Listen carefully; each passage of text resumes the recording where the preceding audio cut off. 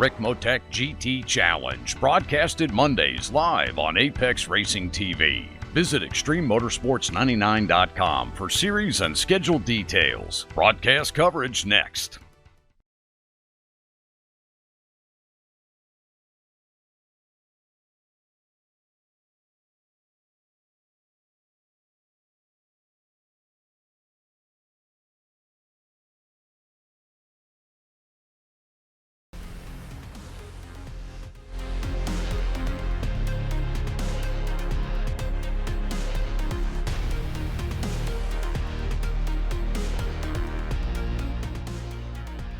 Welcome to Le Mans in France. This hosts the, fourth round now. I think we're in the fourth round of the Ricmotech GT Challenge. And what an exciting night of racing it's going to be. A new BOP has come out for iRacing, which has made the cars even closer than they were before. And it's just going to make the racing that much better. We got the new tire model to deal with as well for the drivers, and that is surely going to spice things up. You can see the track details up on your screen. It's myself, Tyler Maxson, in the commentary booth. Marco Barbanero's alongside me. Marco, welcome to the GT Challenge. It's going to be a fun night of racing here at Le Mans. Oh, absolutely. Hello, everyone, and hello to you, Tyler. Nice to be back working together once again. Yes, I did the other series, the one, of course, the Sports Car Challenge. So the first time for me doing the GT Challenge. What better place than Le Mans? Yeah, I mean, this is really where GT racing has kind of been born and fostered over the years. This is where a lot of these cars in the GTL, actually all the cars in the GTLM category, would have been designed to run at this place. This is where all the factory efforts go to test their cars. And it's going to be so exciting. And the new BOP, I mean, talk about that for just a second. It's changed up things a lot. We now see the Fords are really fast right now, and they currently hold the top two positions in practice. That's going to be really interesting to see how that fades over into qualifying. Absolutely. The Ford has been almost the forgotten cars. Of course, Tyler in iRacing, especially in GT racing. So it would be nice to see Blue Oval once again back at the front. Of course, lately the BMW especially has been very strong, especially in Daytona, in the official Daytona 24-hour event. So let's see. I mean, new tire model, new BOP. This is going to be an exciting event. It certainly is. Kevin Ford will take you around tonight for your track guide. We'll be back in just a moment.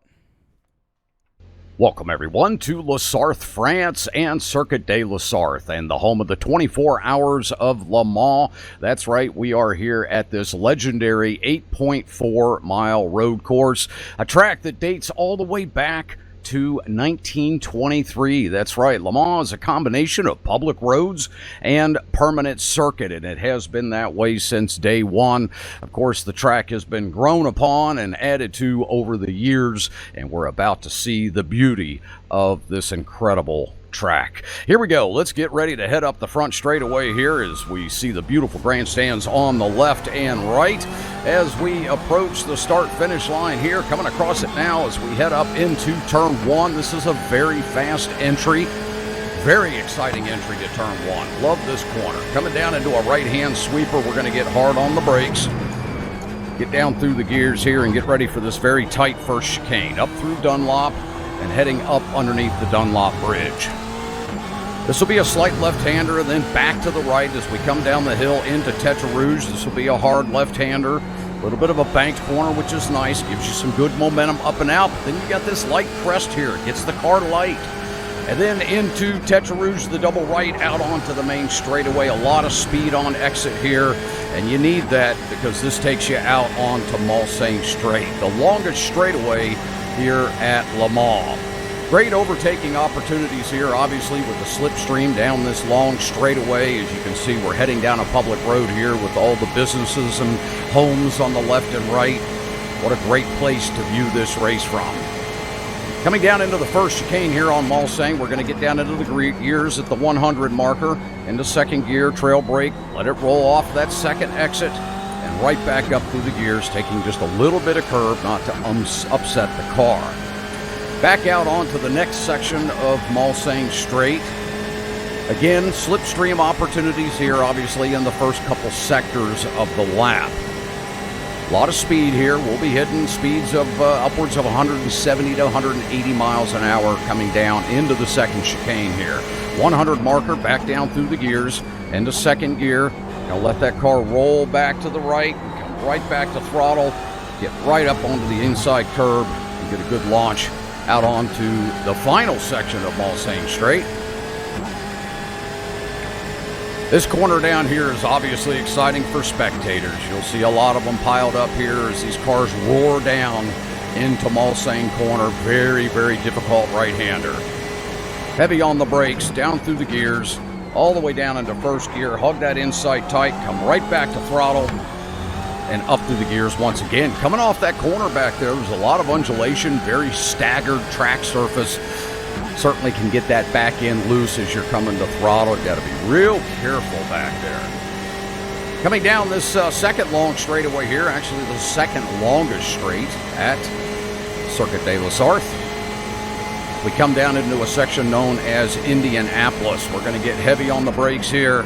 Coming down into this very tight left-hander, down into second gear. We're going to use the banking to get that car to rotate up off the top of the crest of the corner.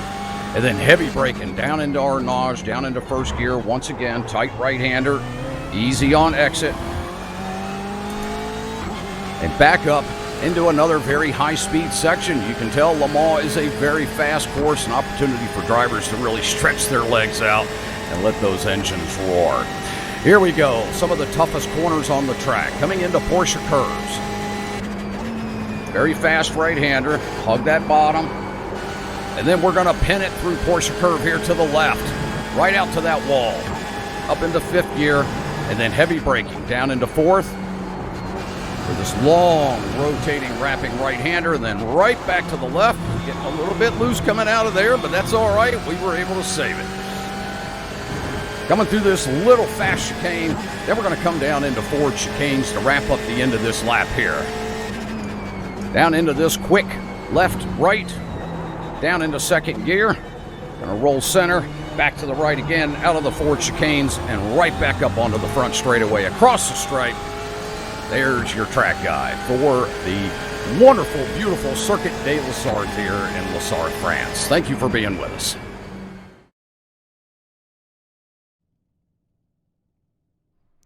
Thanks, Kevin, for the track guide. And we have a few minutes now until qualifying gets underway here from Le Mans. The drivers are currently in their driver's briefing with the race steward and everyone else that they have on hand for them. And so that kind of gives us a little bit of time to talk here just pre-race. I don't know how much experience you have, Marco, with the Le Mans circuit, but I know this can be quite a daunting challenge for some of the drivers who maybe don't have the experience here or don't have the confidence around the circuit. I know a lot of people struggle with that, is, you know, just having the confidence to really chuck the car in to these high-speed corners like you have to, just knowing that you're going to have the rear end underneath you, even though you got the car so far trimmed out. I mean, it's really a perfect storm, I think, this race, because new BOP, new tire model, and of course the Le Mans track, which is so tough. Everyone knows it. We've seen in television 100 times. The problem is that I think it's a track where it's very difficult, first of all, to find your reference points.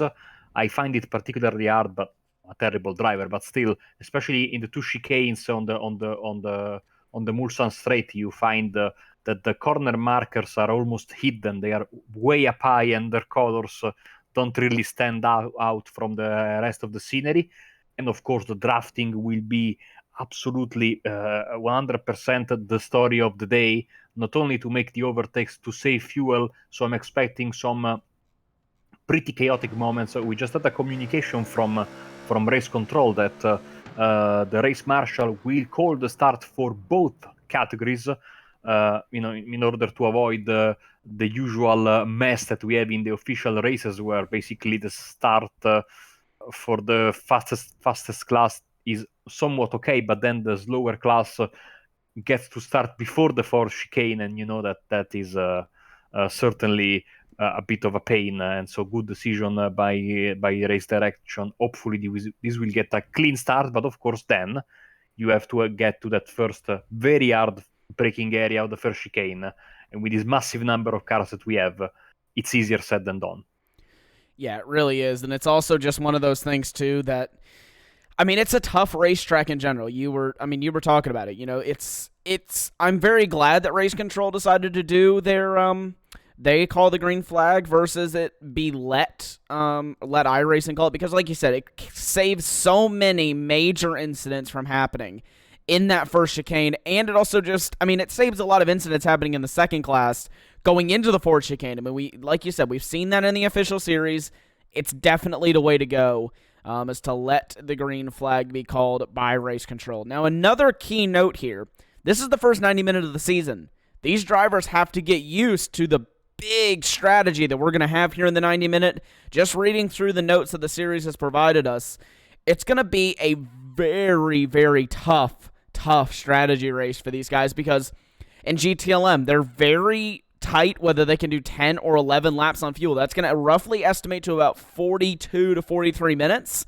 But obviously, if they can do an extra lap on that, then they are going to have quite a longer stint than the other drivers. And if they can make this into a one-stop race, get it to 11 laps both times, that's going to be crucial because of how long the pit lane is here at Le Mans. Yes, and that's what drafting, as I was saying earlier, will come into play once again. Maybe some drivers will prefer to stay there and sit in the draft of someone else instead of going, all out and trying to get as much speed as possible, but then having to be forced to do 2 stops. Of course, safety cars could come into play as well, and that will completely change the picture, of course, because drivers will then be able to save their fuel. So, and of course, a longer race than we are used to will be 90 minutes tonight. So really, Tyler, there are plenty of variables, and I'm sure the drivers are a bit happy that the track temperature is what it is, because at least they will be able to have their tires last. And that's something we have to talk about as well. The new tire model, not only it has changed the way the car works, but of course iRacing is trying to discourage the double, triple stinting of tires, especially endurance races. And so the tires will deteriorate much quicker.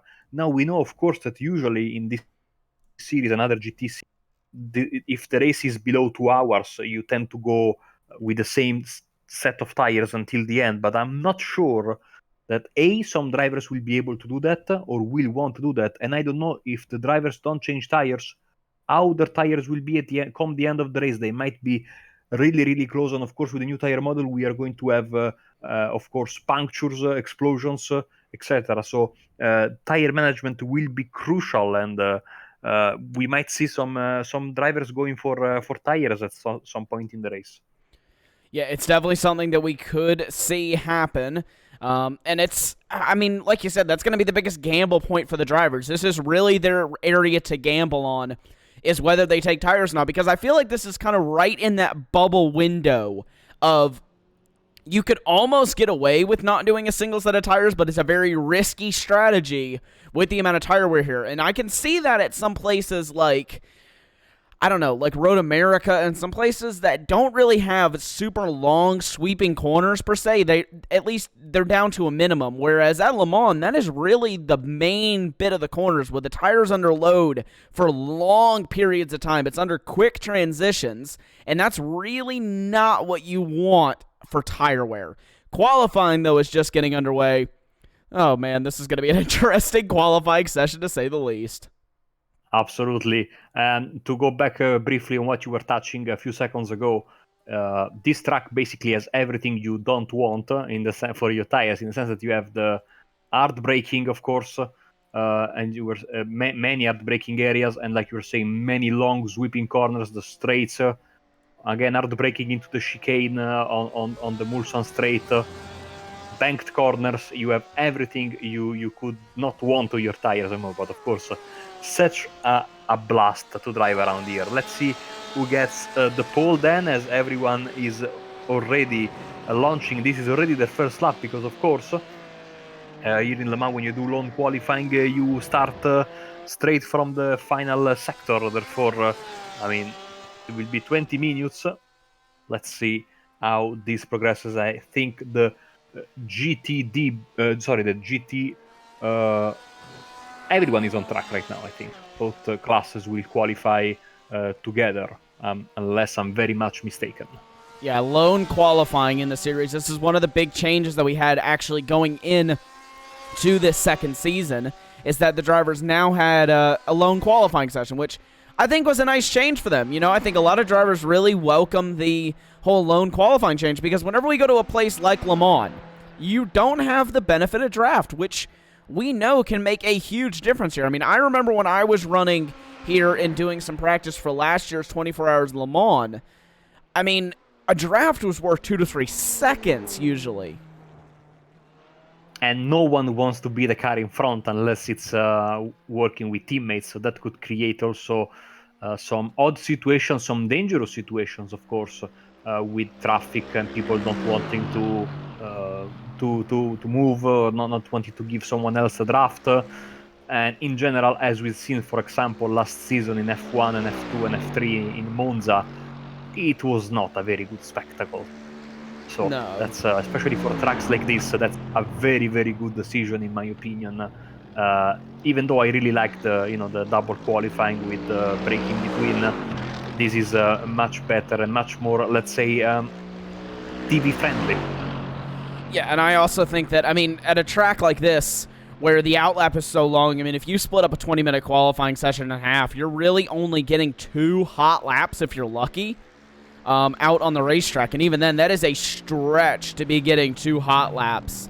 So I really think this is the best decision all the way around, not only for this track, but for just every single track out there. I really think that the Stewarts hit this one on the head and did this one right with their decision on how to do the qualifying format going into this season. We hear all the different sounds. Another change that's been made is downshifts now are way more apparent, and the backfires are way more apparent now, and I can say I certainly hear it.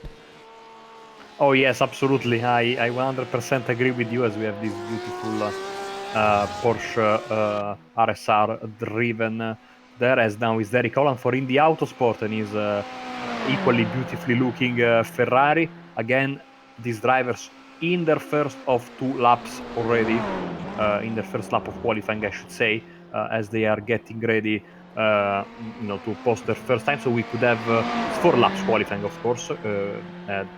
That's where I was getting at. It's going to basically, yes, in a few minutes we will have the first reference times there on the left side of your screen, and we shall see who is the quickest and who needs to improve. As of this moment, of course, everyone is improving because they are comparing it against their time, which is no time. But it will soon become clearer, especially in the second lap, who's going faster and who is not. And we see the first drivers coming home. Travis Schwenke beaten by Patton there, and then Iannucci is in third, Thorman in fourth, but now Gagnon Renault gets the first under 50 time of the session in his beautiful looking 4GT. And I mean, can I say though, I am really liking the fact that the 4GT got a nice revamp in the BOP. Now it has become a very even car with the rest of the field. You can run this car competitively now, and can I say, oh man, I love that, because I love this car. I don't know why, but I just really like the 4GT, and they currently hold out the top 2 positions currently. You can see how they look down there on the side of your screen. You'll be able to see exactly what they are and what classes they are in. So we'll pop the classes up there as well, and that is a big speed difference there in classes. There is right at about 6 seconds just over 6 seconds actually in difference between the two classes, between GTLM and GT3. And to think, most of that is made up in the corners, even at a track like Le Mans. Absolutely, yes, because and that is, of course, if you take a look at for example, the Ferrari GTE and GT3, you will see that they have the GT3 actually has more horsepower, but then, of course, in terms of aerodynamics, the GTs are much better, much easier to drive through the corners, even though they don't have ABS on their hand, but still, that's basically where they get the most out of their car, as we are seeing other drivers coming home for the first time. Abner Acosta is also coming home in number 44. He will slot nowhere. I think he got way back. Of course, another thing we have to talk about, Tyler, very easy to get a slowdown more than an off track around here, but that will still invalidate your time. There are some corners where it's super easy to exceed the track limits. I'm looking at you, Tertre Rouge. That is an automatic slowdown.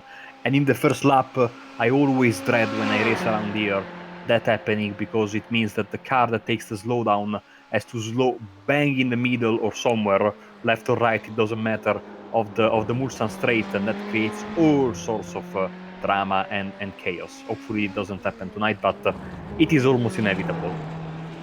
Yeah, I mean, it's pretty... every race I've done at Le Mans, there's been that. So, I mean, yeah, it's one of those really unfortunate things. And like you said, that's one of the more difficult things about qualifying at this place, because you've got the car trimmed out. You're pushing for every last 10th, 100th, 1000th of a second, because at this place, it's not every 10th, 100,000th of a second. It may seem like that, but for when you're leading on to, especially corners heading on to like the back and onto the Mulsanne straightaway, that one right there is so crucial. And just carrying an extra mile an hour through there and carrying that onto the straight can mean big time whenever you get to the down the Mulsanne straight, and the time that you can gain doing that. So it's one of those things. You kind of have to take risk over reward. Where can I really push the car hard, and where do I just need to kind of back up a little bit and not cost myself a really fast time?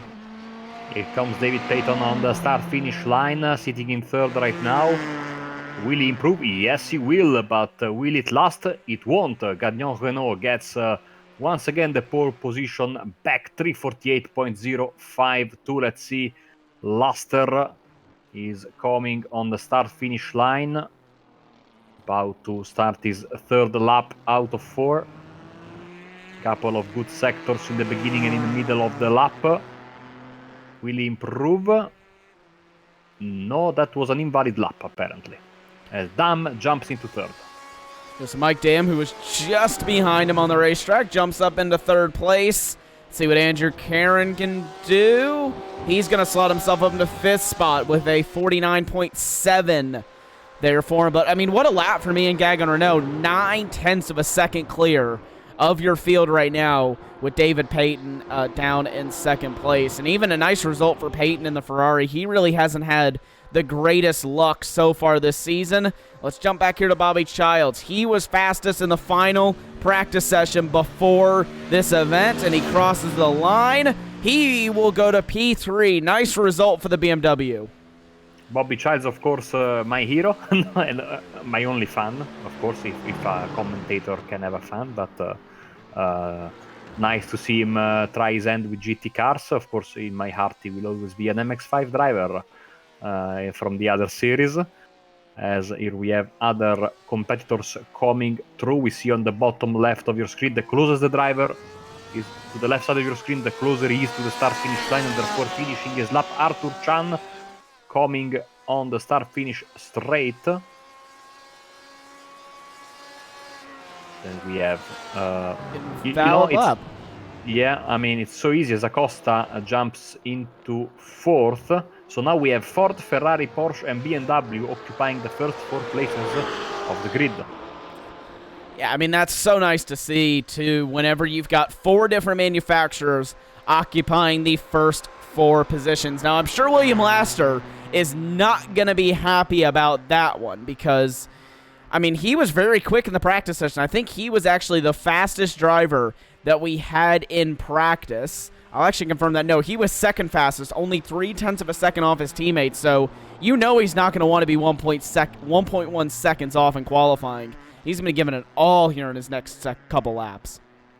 And I think Peyton has given up on his qualifying, or at least he wants to go to another run, because I think he's not on the track right now, or maybe he's having a connection issue. But of course, that lap is going to count, and he will have to do another lap then to go back out. So, and of course, one thing that is very important: these cars have tire warmers, yes, but despite that. That first lap is never the best one. You gotta give it 2-3 laps. 4 laps is the ideal. You see Schwenke there. I think he has called it a day as well for qualifying at least. Again, I don't think they will have neither the laps nor the time to have another shot at pole position. I don't believe they will either. I think this is pretty much going to be where they're at here, where they kind of sit now. Is going to be kind of your provisional starting grid going into the race. We haven't really given GTD a lot of love. We'll watch Ian Gagnon here. We'll see if he can go any better on his lap this time by, or if it's just going to be a easy pole position for him. Is he's going to come across the line now? And he will not improve. So that will be it for Ian Gagnon. Let's see what happens. Let's see if Caden Bien actually here can improve, because he's been one of those drivers who has been very quick this season. I don't see him not being towards the front of the grid, and he's going to come across the line. It's going to be that'll be his fastest lap, but it won't be enough. It'll actually be enough, to move him up into 11th spot. So not the greatest qualifying session for him. He showed such great potential at the beginning of the season, and really had some speed last season as well, and just can't seem to get that thing figured out here today at Le Mans.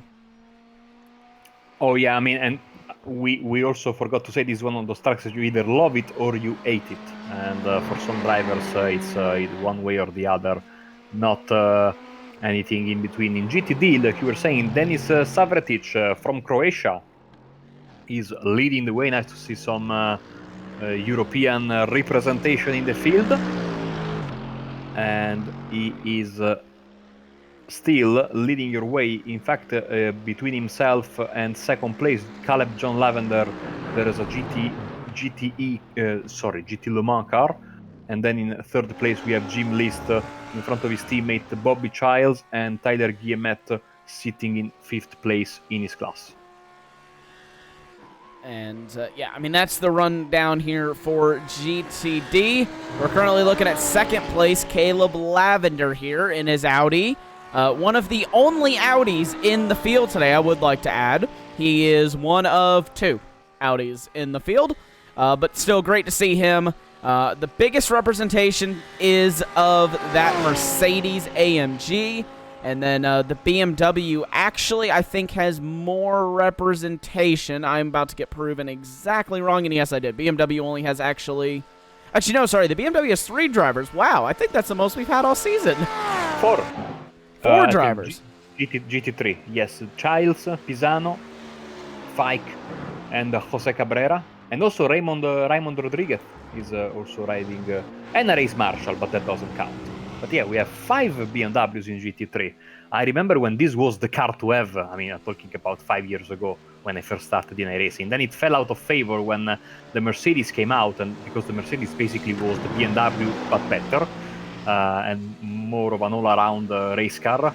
The Audi is falling out of favor after being the car for a couple of years, especially in the past. Sadly, no Fords. But yeah, I mean, that car, sadly, despite being a big fan of the Blue Oval, really is not the Ford GT3 is not really, a good fit with this class of GT3 cars that we have. As 5 minutes left, most of the drivers are getting into the final lap of their qualifying. I'm seeing a plethora of tracks in our incident counter on the live timing. Therefore, I guess many laps invalidated. Gagnon Renault has called it a day. From Paul, Caron and Peyton second and third. 4 Canadians occupy the first 4 places. Last night I did a pro track race here on Apex Racing TV. There were 15 drivers, all from the USA, 1 Canadian, and the Canadian won. So guys tonight need to keep their honor high for your country, Tyler, because I wasn't expecting a Canadian to win last night in the pro tracks. Apparently, he's very good. He has the world record in both of the tracks that iRacing has for the pro tracks. So I think it must be something that Canada's putting in the water up there. I mean, that's the only thing I can think of. You know what I mean? We have about half the surface area, I think, and about double the citizens, yet we still can't beat the Canadians in a lot of stuff. But nonetheless, I mean, a little bit of banter never hurts. But like you were saying, though, with the Audi and the Mercedes GT3 cars and the BMW as well, I think this is something that iRacing's done a really nice job of recently. They have really kind of made this BOP in favor of some of those cars you really don't see all that often, you know? I mean, I remember 2 seasons ago, it was pretty much Mercedes dominated everything. Now there's a really nice spread of cars throughout the field. I mean, the BMW's very well represented in a lot of series. The Audi is very represented. It's extremely quick this season. And the Mercedes is kind of falling out of favor BOP-wise, but I kind of like that, though, because I think it forces some other drivers to really try out some different cars that they may not have tried out otherwise. As Caleb Lavender comes across the line, he will go to 2nd place, and that will push Jim List down to 4th place, as he was also overtaken by Brandon Misler in the F4H racing car. So that leaves BMWs currently 5th, 6th, and 8th in your GTD field. Final few minutes of qualifying. There are not a lot of cars on the track right now, and like I said, most of them are in the final lap. We see Acosta jumping into 3rd, the driver from Puerto Rico for Milano. See if Mike Dam can improve, sitting in 5th place right now. As Savretic improves on his time and gets an even bigger lead in GTD, so that should be pole position secured for the Croatian driver. Final few corners entering the Ford chicane for Mike Dam. Crypto G Racing orange. You see this beautiful view, and I think he went for the pits. So Mike Dam into the pit lane. We have a minute and a half left in qualifying here.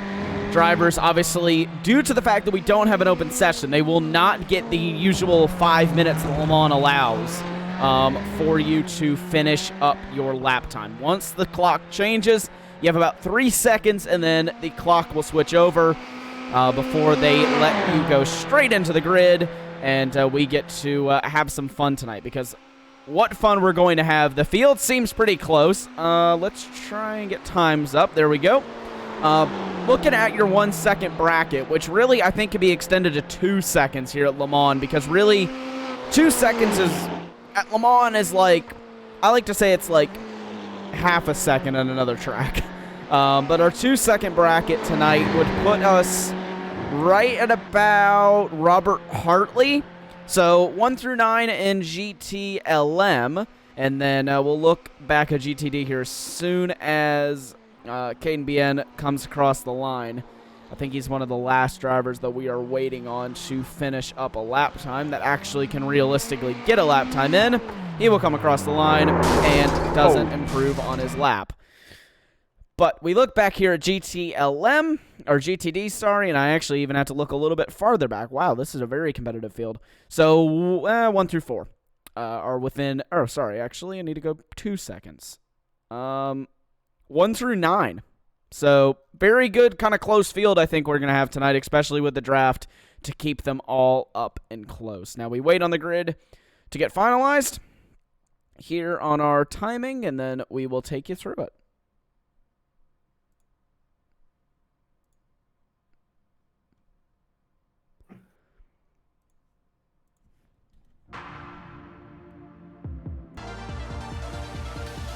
So the grid is on your screen right now. You can see qualifying results. Ian Gagnon-Renault takes pole position in front of Andrew Caron, then Abner Acosta, David Payton and Mike Damm round up your top 5. Then William Luster, Pasquale Iannucci, Miguel Alcrudo, Robert Hartley. Sorry, that's not Miguel Alcrudo. That is...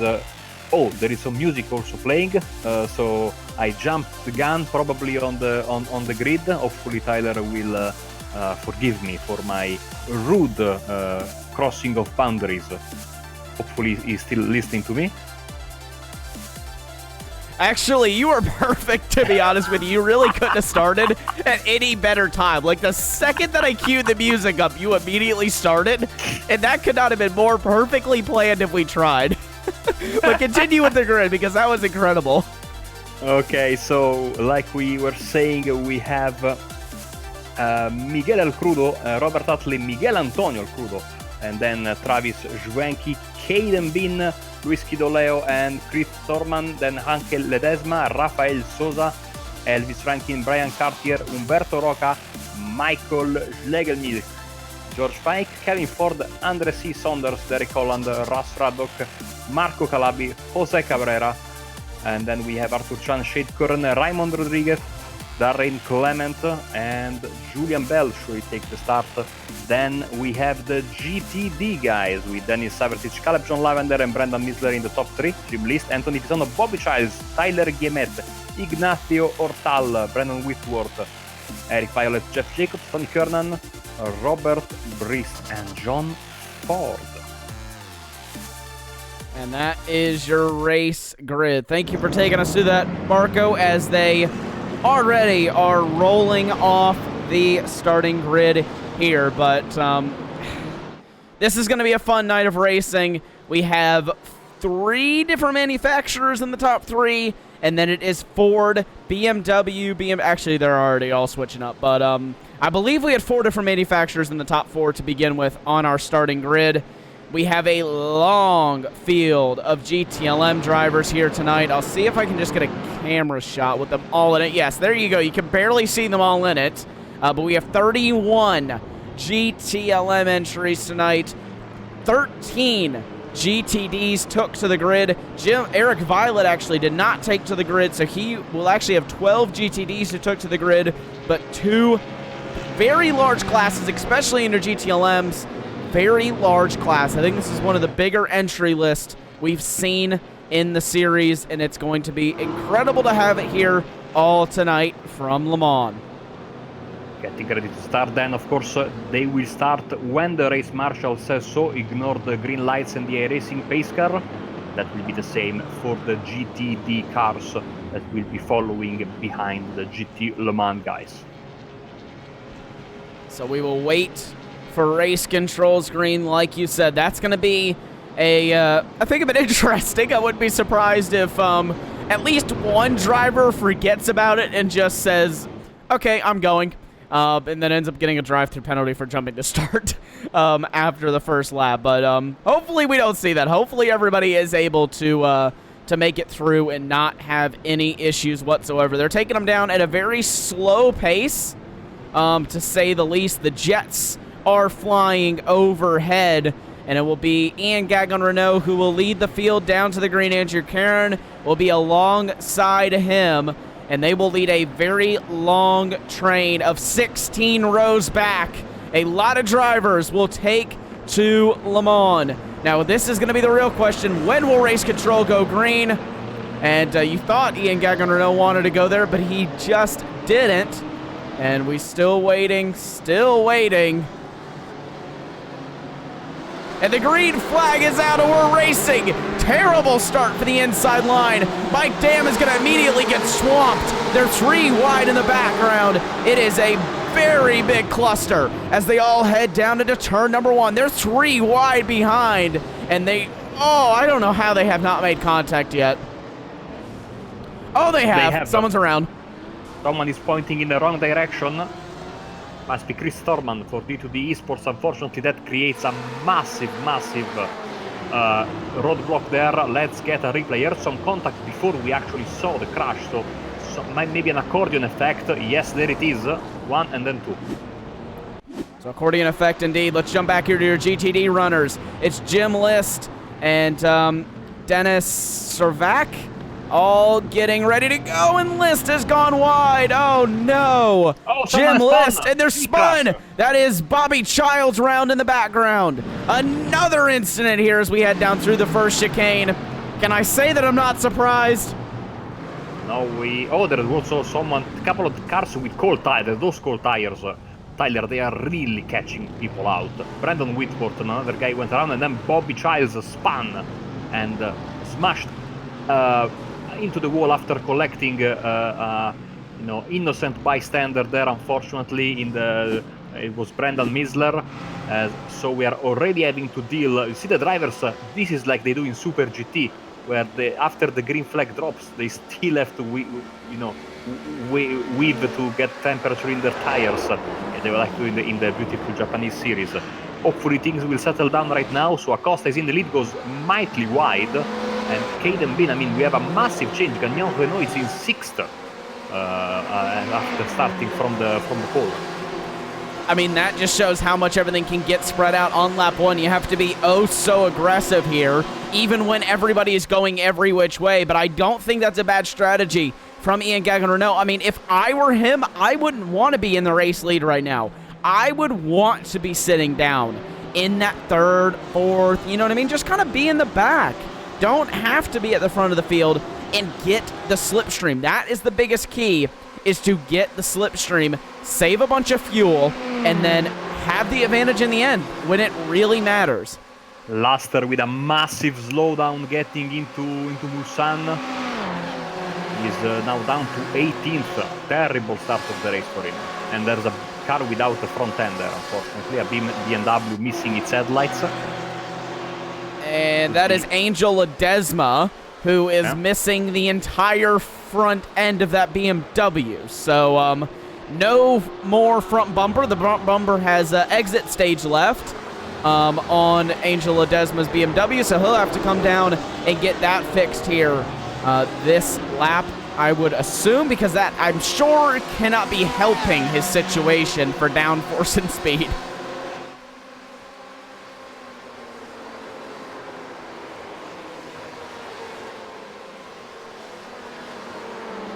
Beautiful fight here between Roca and Rankin as they fight. Looking at William Luster, he will have a tough task ahead, Tyler, because I mean, he got one of the. I think he got the slowdown by clipping that cone at the entrance of Mulsanne, and that is an automatic slowdown. Of course, as you know, as we all know, slowdown in the first couple of laps is much tougher punishment than what you get usually in the races. We have Schlegelmisch going here around the outside of Fike, also outside of Rankin. That Fike also getting a moved on. And that's the first lap in the books as someone goes very well. You see the drivers are still trying to warm their tires. Yeah, and I think Elvis Rankin actually has a slowdown penalty as we go 3 wide further back, though he stopped that. Whoa, man, that was contact between Marco Calbi and William Laster. And they head down into turn number 1. And Laster now on the outside, going to get his nose chopped again. Wow, these guys are not messing around here, but I believe Rankin got a slowdown penalty because he lost a lot of time there to Schlegelmisch and Fike, and that is definitely not what he wanted here. That's so easy to do. We were talking about that so much. It's just how easy it is to get the slowdown penalties here, and it's bit so many people here on this first lap. Absolutely, and you will see now once again the slipstream as we see in the chat. Bobby Childs, fortunately, very dejected and a bit surprised by, as we have under review, incident involving cars 50 and 60. Race control coming into action for the first time tonight.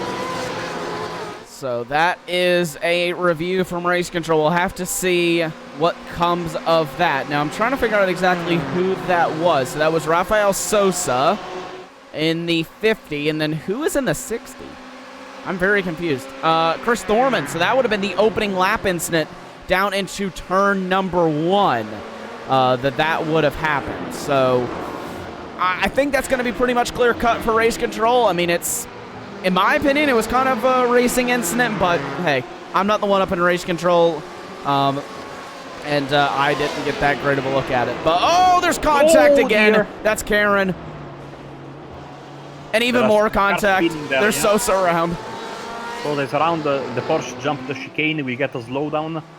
Now, of course, a tough rejoin there. Let's get a replay of that. Yes, you can see Sosa was looking behind, and of course, maybe got a little bit of help from Ledesma, I think. Maybe just Ledesma, of course, missing again, still missing the front end of his car. You see, I think, here the Porsche go for a ride in the gravel there, which might have been the smartest idea, considering that we have another incident under review, 82 and 50, so the 50 car in a bit of trouble already in the first 7 minutes of the race. And the 50 car being, I already forgot who it was. The 50 car is, if I can find it in my list here, Rafael Sosa. So Sosa going to the attention of race control early on, and I really, and that's Marco Calvi. Just as I was about to say, I wouldn't be surprised if Marco Calvi also goes under the investigation of race control, because he's already been involved in several side-to-side contacts here. As soon as I say that, he hits the wall, or as soon as I was about to say that, he hits the wall. But one thing we did miss while we were kind of away there for just a second, Aber Acosta has gone into the race lead over Caden Bien.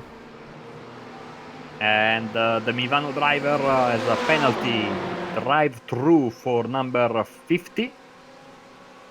Abner Acosta now leading the way in front of Bin and Peyton, then Gagnon, Renault and Al Crudo, your top 5. As they are jumping very, very nicely, and 82 also gets a drive-through penalty. That is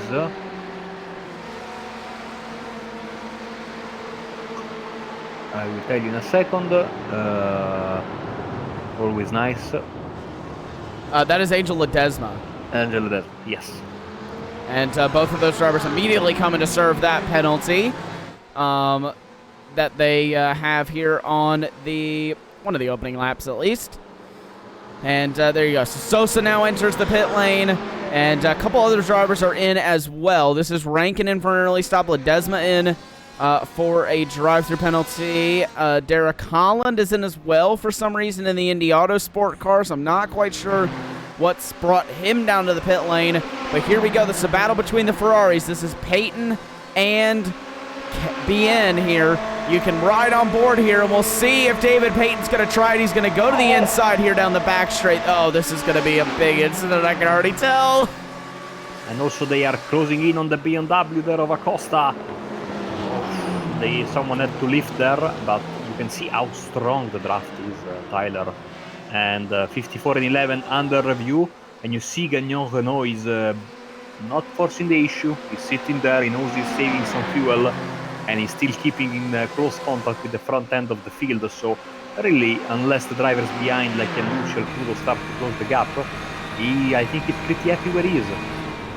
Yeah, I mean, you can just see, look at how early he's able to lift, and then just cracks back into the throttle, and then is able to save so much fuel doing that. You know, he's not burning up his tires, he's not burning up his fuel, he's really doing himself more favors than he is harming himself right now with being down in 4th position. Now, yes, you do run the risk of the leaders and the top 2 possibly being able to stretch away, but with the way this front group is right now, I just don't see that happening. So, I think Ian Gagnon Renault is in the best seat possible that he can be in right now.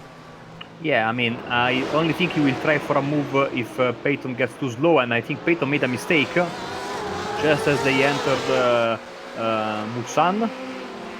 Went a bit wide, and Gagnon Renault gets the position now up to 3rd. I mean, he only did the move because Peyton was slow and made a mistake, because I think he was very happy where he was. And now, of course, you can see there is 1.3 between himself and 2nd place, so we'll have to close the gap, but I don't think he has any problem with that.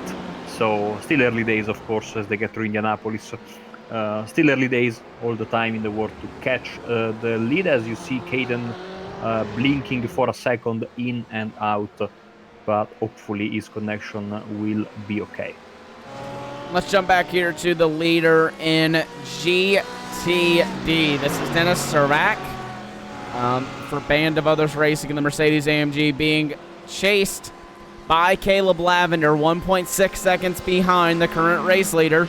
Then it's Ignacio Hortal for RSR Esports in the BMW, currently the top BMW in GTD, and he is also the third different manufacturer in the top three. Then we go back to Jim List, who didn't have the greatest of starts. He's not too far behind Ignacio Hortal, as you can see Race Control is investigating an incident between cars 72 and 31. So we'll see what comes of that. And really, GTD is very spread out here today. We'll actually go to just the class view here for GTD, and you can just see everybody very spread out in this field. I think after the start and seeing what happened to GTLM, they all kind of decided, let's calm it down for a little bit here on the first opening few sections of the race, and they've done just that, and they've spread out quite nicely. Oh, absolutely, as that is usually the case. Of course, it's not easy for List having a GT car behind him. Sometimes, especially when the GT car has damage, it is not a given that he's going to be still faster than GTD. So, as we have jump start, causing contact for car number 11, that would be Umberto Roca. So Umberto Roca gets a penalty for jumping the start. I just knew that was going to happen. I mean, I don't know why, but I just had this gut feeling that someone's going to jump the start here. And obviously, Humberto Roca did that and caused a collision. So, very unfortunate there for Humberto Roca. Ends up getting himself a drive-through. And that's really just going to cost him a ton of time. Going to put him probably straight to the tail end of that GTLM field. Let's look a little bit further now. This is Andrew Karen on George Fike as they head into the first Mulsanne chicane. It's going to be a very easy move for Karen here. He lost a lot of spots off the start. He's down 10 from his starting position in second place.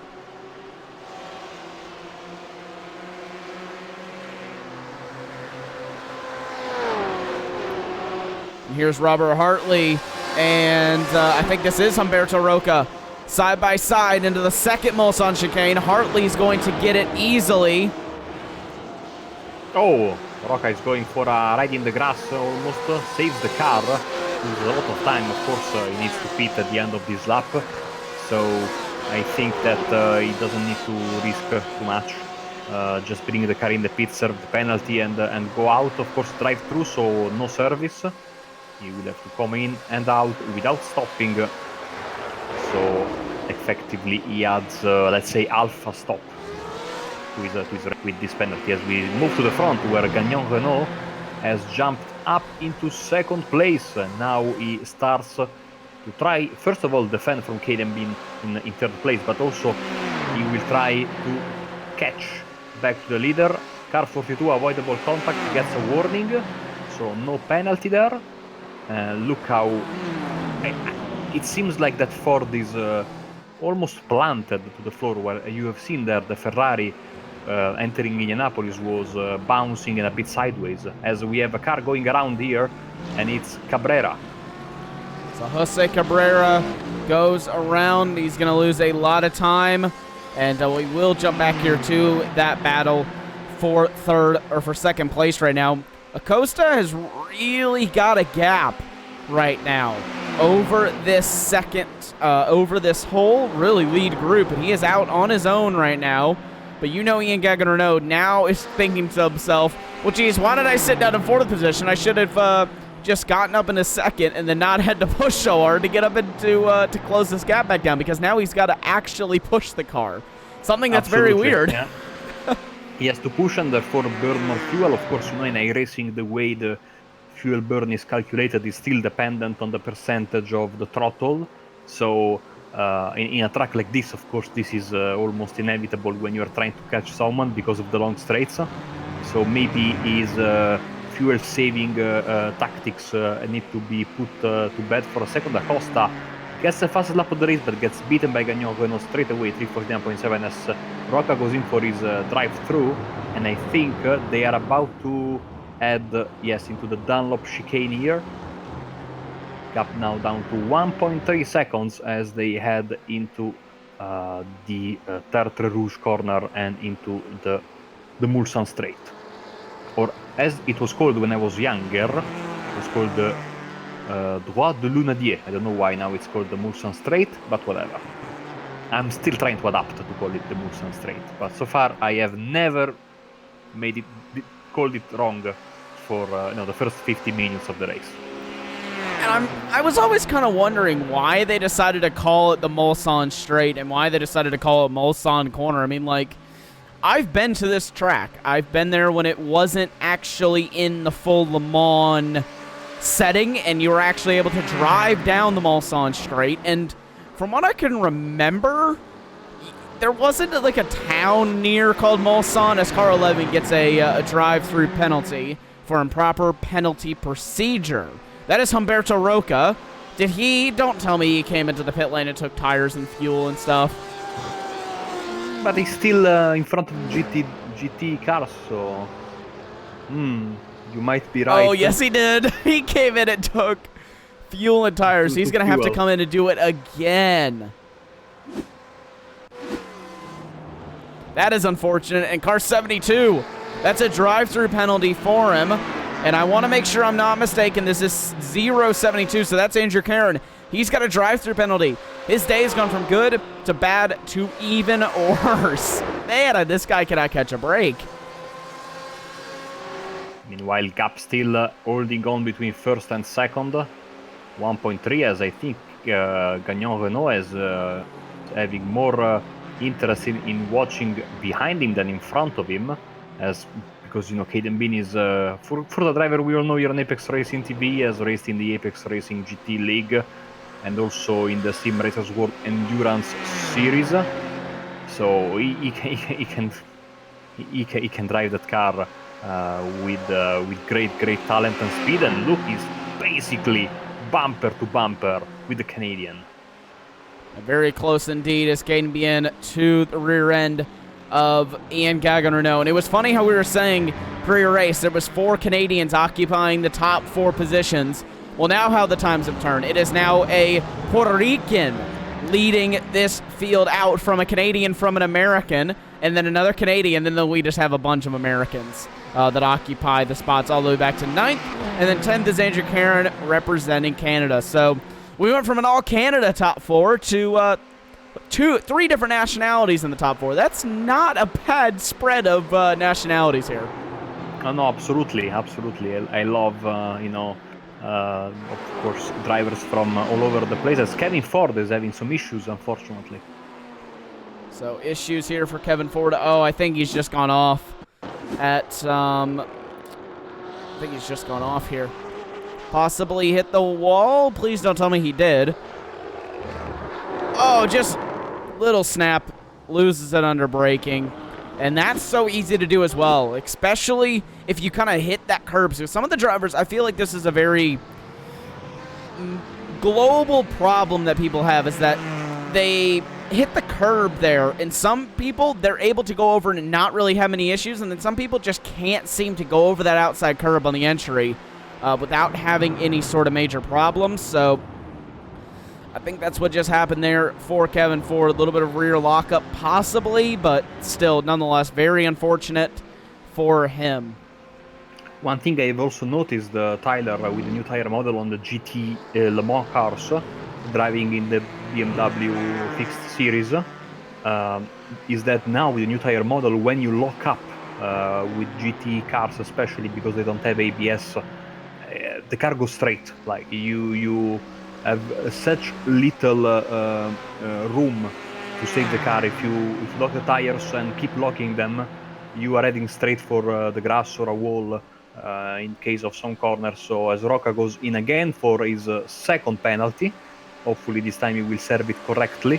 So yeah, locking the tires is not anymore, something you never like to do that, but especially with the new tire model now, if you want to stay on track, it's something you really want to avoid.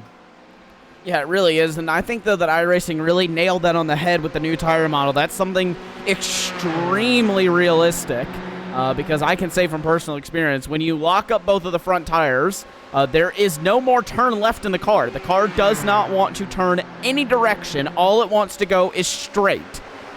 So it is certainly very realistic, and I think that's something that I like with the new tire model. I feel like all this new tire model is doing is just adding realism to the sim and improving it every single time.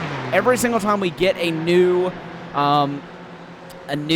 build to iRacing, I always feel like there's an improvement to the GT cars in some way.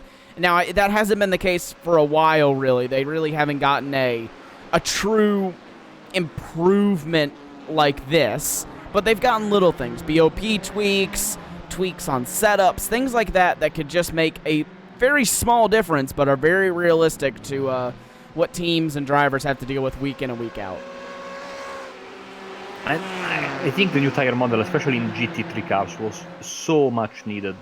I never had a good relationship with them. I like to drive the Mercedes a lot, and it's always felt, even when I had a good setup and a good relationship with the racetrack, I always felt like my car was sliding and sliding and sliding a lot. The new tire model really gives us more feedback, and while still not being perfect, it's certainly a massive step forward. And actually now driving GT3 is fun again, because you can feel the car doing something instead of having to guess and sliding all over the place. And of course, in the old tire model, when you had a slide, especially with some cars, even the GT cars, you basically had those terrible minions following that slide where the tires became jelly-like, and it became like driving on ice. This has been greatly reduced.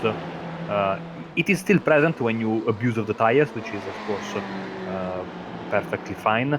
But again, more feedback to the drivers, which made it has some positives and some negatives. Of course, the negatives being that now you really need to use your head when you have cold tires, and as we have seen in the start of the race, especially the GT3 guys really struggling with the cold tires, catching many of them unawares, and so that is something that needs to be the focus of drivers going forward, because we are so used, Tyler, to racing. You start the race with the tires, you push super hard with the old tire model. That is not going to be possible anymore. Yeah, and I feel like it changed up a lot of setups for a lot of drivers, because I remember whenever I was doing, GT setups and whatnot, just in like preparation for some of the bigger events, is like, I always personally would go for how cold can I keep the tires during the stint, because that was the fastest way to do it. Was the colder the tires were, the faster the car was. Now it's how can I get the tires to heat up quicker but not overheat as the stint goes on. And that can be a very big challenge. And like you said, cold tires are extremely tough, so we're seeing drivers go to even more drastic measures to try to get the tires as warm as possible before they even get to the green. I mean, I've seen drivers spin out on the formation lap trying to get everything good. Yes, and of course that has drawn the ires of iRacing. The tire warming debacle of a month ago seems so far away now. But yeah, it was just of course, drivers searching for the best performance possible and going to extreme measures. And of course, now thankfully things have settled down, and there's been a ruling on that. So, as we are sitting on minute 25, so 1 hour and 5 minutes left in this race, we can see now two distinct groups here with the two leaders. Acosta and Gagnon Renault, and then this other group here with Bean and Peyton. They are closely following each other. Then Alcrudo is leading a group with Schwenke, Iannucci, and Hartley. So 5th through 8th, Caron and Schlegelmich are a little bit in a land of their own, rounding up the top 10 on the GT Le Mans field. In GTD, Savretic, Lavender, or Tal, as just as we switch cameras, we see Hartley and Iannucci going at it. So yeah, Savretic, Lavender, and Ortal are... Oh, that is going to be a slowdown. More often than not, if at least I saw the cone be sent to Mars from my screen. Maybe it was just, so sometimes you see that, but it's not really happening. And yeah, Pisano and List round up your top 5 in GTD, as of course we will see how that will play out now that mostly they are about to get rid of the GT traffic, more or less, between the GTD and Gagnon. Renault takes the lead out of nowhere because there's a crash. Bean has slowed down. Sorry, Acosta slowed down. And then there was a crash behind them. Let's see what happened here.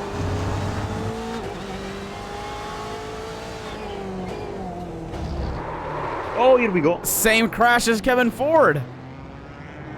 And then behind him. Oh, and then Bien hit him. Caden Ben made contact with him. I think also the drivers we were following had contact. Maybe, let's see. Because I heard two distinct boom noises.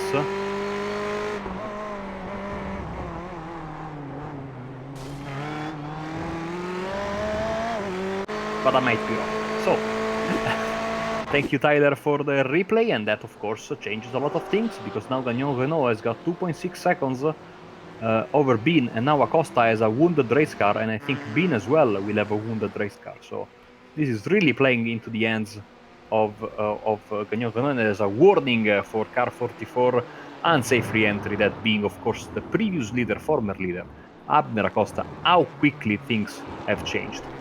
Yeah, they certainly have changed very quickly, and that is something that can happen, I mean, at a blink of an eye. You know, it's a very similar incident to what happened to Kevin Ford. Now, if I'm a driver, and I've seen now that 2 drivers have spun out, if I have a spotter in the session, obviously, and I hear that 2 drivers have spun out, if you're driving a BMW right now, do you take it a bit cautious through there and not push the car as hard, knowing that you have a possibility of spinning out? I mean, we've seen it happen twice now in extremely similar fashions in the exact same corner, touching the exact same curb. Yeah, seems to be like something wrong with the, or not wrong, but the BMW might not like that particular corner there. You know, especially, I mean, if you have someone who can help you, that is 100% what I would do. Especially here we can see, and I mean, I'm sure Hartley here and Schwenke, who are both driving these fantastically livered Excite BMWs here, will be wary of that. Yanucci is losing a little bit of contact there in his multicolored Porsche back there. Maybe waiting there, of course. Who doesn't love the sound of the Porsche? I mean, that's absolutely fantastic, as Peyton gets by Acosta, so now Peyton is up to 3rd.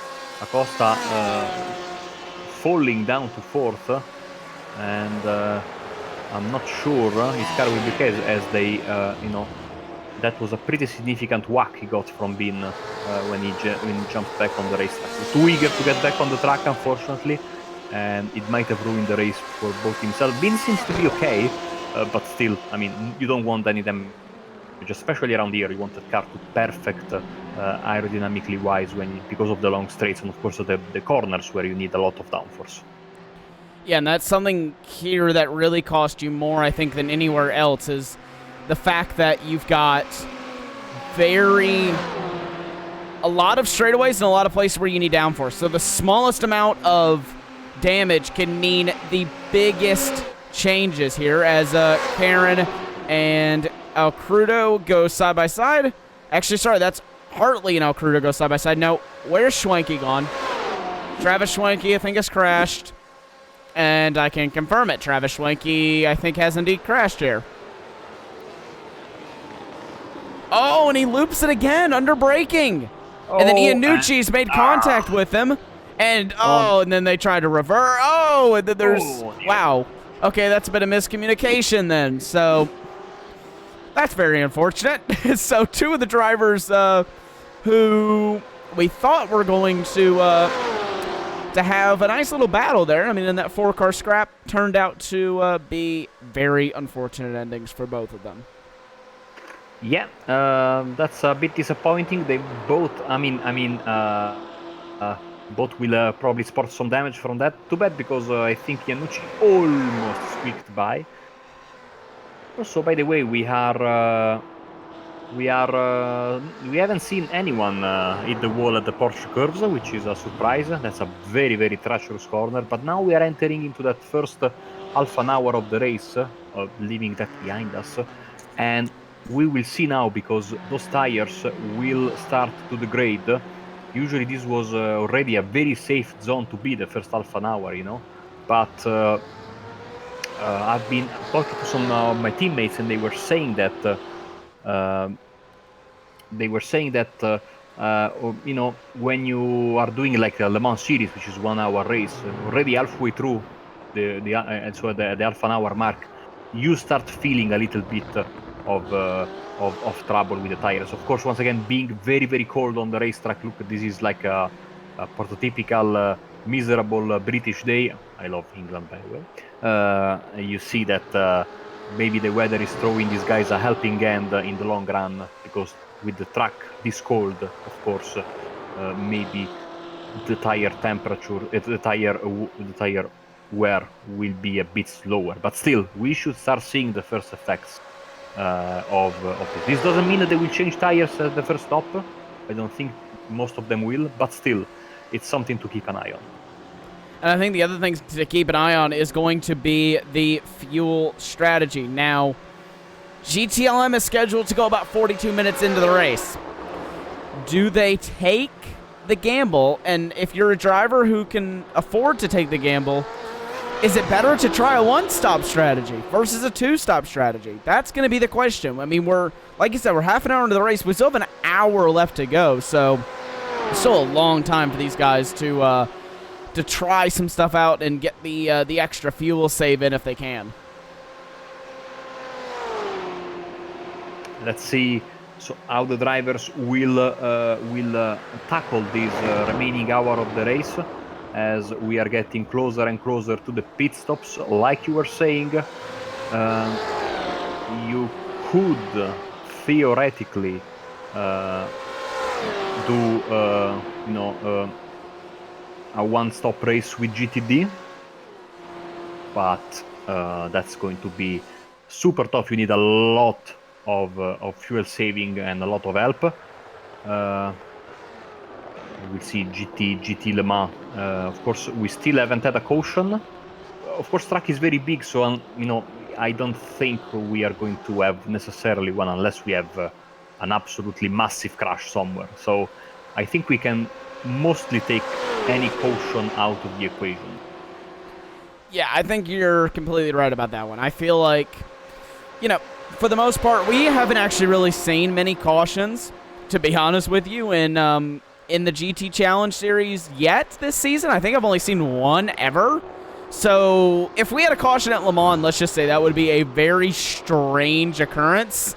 And that would mean that we had a very large incident. And luckily, we haven't had a very large incident yet. That hasn't shaken up the field too much. We have most of the runners that we started with, we still have here.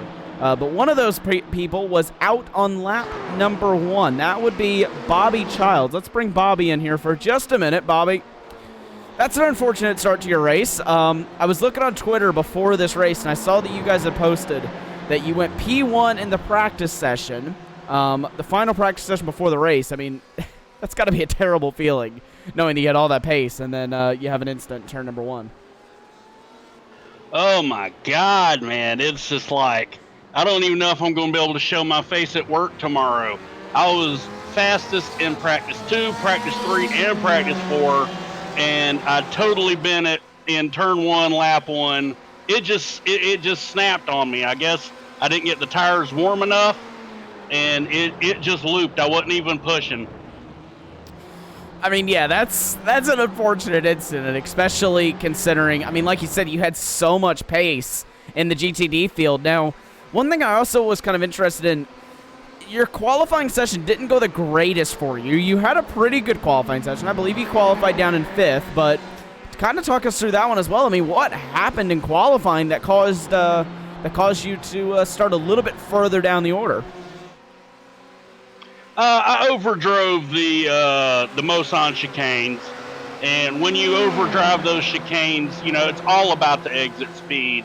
And when you hurt that exit speed down that super long straight, there's nowhere on the track really to recover it.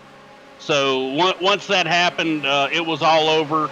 The setup I had, you only get lap 2 is your hot lap with that setup, and I just couldn't match my time.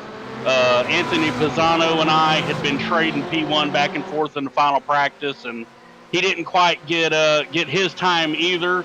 So I didn't feel too bad. There was, me and Anthony were planning on working together, and I mean, you can see the BMWs are really quick here tonight. The Audi's real quick. You can ignore Dennis Savratek. He's kind of an alien out there. I don't think he's a good representation of the Merc. The rest of them are kind of struggling a little bit, plus the F4H guys that got into me, unfortunately, so I'd like to apologize to them. Yeah, very unfortunate start to the 4th round here in the first of the Endurance Series. Before we let you go, is there anyone you kind of want to give a shout out to for making you so fast in practice, but unfortunately you couldn't get that translated into the race? Well, I got to send a shout out to Marco. That's what I got to do. I'm really upset, Tyler, that you didn't let him bring me in, because I know he would have introduced me as MX5 racing legend Bobby Childs. I was so looking forward to that, and man, that would have been amazing. I love you, Marco. We have a lot of fun in the chats and stuff on the Apex races. But that is why you crashed, because you were so excited that I was finally commentating one of your races. Too emotional. Yeah, it just sent me into a frenzy. I'm sitting there thinking the whole time, man, Marco Bananarama is going to be calling my race. I'm going to have Dracula talking about me all night long. And man, I was so pumped, and I just killed. We have to quickly cut away here for just a couple of moments, because David Payton has spun it out, and he has hit the wall hard out of Indianapolis. He's currently down in 4th position, but that is a lot of damage to the front end of the number 64 D2D Esports. I mean, this has just not been a good night for you guys at D2D. No, it had been looking good. Jim had a little bit of a crazy start, but he had some good position, and David was running a really strong, really smart race. And yeah, it's sometimes it's your night, and sometimes it's not. I got a lot of faith that David will recover here. We saw Chris Thorman exit early in a lap 1 incident as well. So, me and Chris are just kind of hanging out now, and all we can do is pull for our teammates.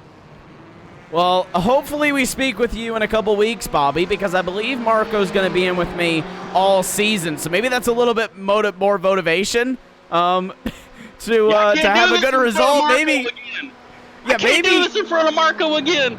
Maybe you can get an interview with Marco. That'll be a welcome change for you, I think, in the GT Challenge, because from what I can recall, I mean, you just haven't not had any luck in this series. No. It's just not gone my way. I've worked pretty hard to come to terms with the BMW, and I really felt like tonight was my night. But I never give up, never surrender.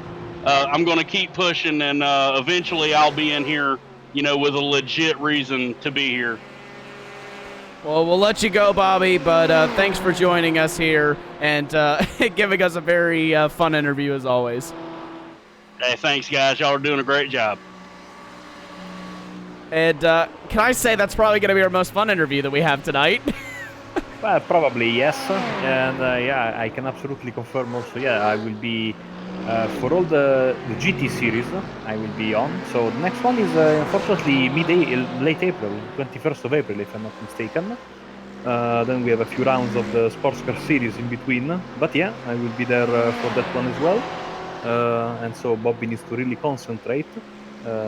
So I don't know if he races in the World Racing League. I'm going to do that as well later come mid-April. So yeah, lots of late night broadcasting. I said as we start seeing the first pit stop, so I talked to the boys at Apex and said, guys, I would like to do some late night broadcasting, because so I can have my weekends more free for my marshalling work, and then the world closed 2 weeks after. And I think that, can I just say though, I believe that Lee at Apex, who, if you don't know Lee Thompson, he's an amazing guy. He does all of our managing at Apex Racing TV.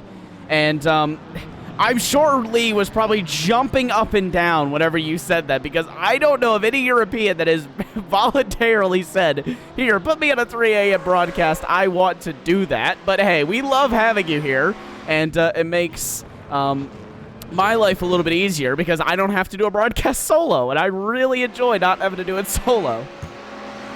That's fantastic, having a lot of fun, as I think the drivers are also here having a lot of fun. Bin and Acosta, who came into contact earlier in the race, they are now close to each other. Again, we are hitting the mark of 43, 44 minutes more or less of pit stop of race when the guys we did pit road. We have seen some of the GTD drivers head for their stop, and I'm expecting the GTEs to follow suit. Maybe this lap, or if they save the good fuel, the next one we are now. Let's see. This will be. This is their 11th lap. That's more or less the margin we calculated. Also thanks to the guys at Ricmotech with the race notes. That's more or less the expected length of a stint for the drivers. Yeah. So let's see when everyone decides to come in. This is the real question. Does your race leader, Ian Gagnon-Renault, come in, or can he do an extra lap? I'm assuming he's been fuel saving, considering he has now lost about a second. And yes, he stays out for an extra lap. Caden Bien goes into the pits. Aber Acosta stays out. So Bien, the first of your leading group to come into the box. And you can see he is aggressively coming in. Now, this is what I want to watch here, because does Caden Bien take tires? That is the biggest question on my mind right now. So here we go. So this is almost but not entirely split in half. So I suppose everyone will have to stop again, as very long pit road looks like it's eternal and the cars look so fast. He will get the fuel in. Of course, as a marshal, I have to remind you that under FIA rules, you have to take tires first and then fuel. Or maybe it's the other way around. Man, I'm terrible at my job. Anyway, not at the same time. And you can see the cars, if they change tires, they will be pulled up into the jacks and they will change tires. I highly request that iRacing gives us no tires for Binder. The GT3 also, some of them are in the pits. As we go back to the front, and Gagnon-Renault is in the little bit of traffic. Nothing major. Of course, you know, the gap wasn't that big, so every little second counts. Or Alpha 10, etc. But he seems to be in a good position now with a decent bit of clean track ahead, as we are heading into the second half of the race in just 1 minute. Other drivers coming out. You see Savretic coming in from the lead. He has been dominating this GTD race, Tyler. Absolutely no match for everyone else. Yeah, everybody really not being able to match his pace. Now, if Ian Gagnon-Renault can do what he has done this stint, if he can do that again next stint, he will do this race on a one-stop strategy, whereas the other drivers will have to do 2 stops. Let that sink in for a minute. If he can pull that off, that is going to be legendary. I mean, that would be one of the greatest fuel-saving efforts I have ever seen. As he is getting caught a little by Acosta here, so I think he's just slightly lifting as we are getting. I mean, this time it should be his time to stop. There is no 2 ways about it, unless he has a massive fuel saving on an irregular fuel. I would propend towards the first reason. Very difficult to get a bigger fuel tank in iRacing. And with these Ricmotech scrutineers are absolutely on point with their work. So Heading into Arnage, officially 37 seconds into the second half of the race. Yes, we Well, are. I'm talking. There's of course, Black Hawk Motorsports in the chat. You can absolutely subscribe to our channel because we have all sorts of broadcasts going through all week long at all time of day: Australian time, European time, American time. So it's a tough period, and of course, you always try to get ahead of tough periods with sports. Sports are not here, but luckily there's a lot of esports, and on Apex Racing TV we show a lot of it. So jump on board and enjoy the show as next lap about to start. Let's see if Gagnon Renault goes in. Yes, he is. And Acosta goes in as well. Very tricky pit entrance here. Easy to spin. And I think that's one of the things. This is almost the light that esport needed. It needed a very big avenue like this to get a large number of people into the iRacing, even just into the iRacing community in general. I mean, we've seen a very big boost in people who are online, who are racing within this, getting involved with different races. We've also seen a big boost in our broadcast as well with, more and more people tuning in to watch some esports and get away from the world with, instead of sports, like you said, you can come in and watch some esports. And again, also, like you said, we have broadcasts going all the time, and if you don't catch the broadcast, then you can go back and watch it again because they are all they're all recorded on YouTube for you to re-watch over and over again as many times as you like. And Caden Bien out of the final corner. This is going to be the race between he and Ian Gagon Renault. Where will he come out in comparison? It's going to be third place. So Bien in third, Acosta in second. He's 1 second behind your current race leader. Yes, very, very tight at the front. So the undercut almost worked for Bien.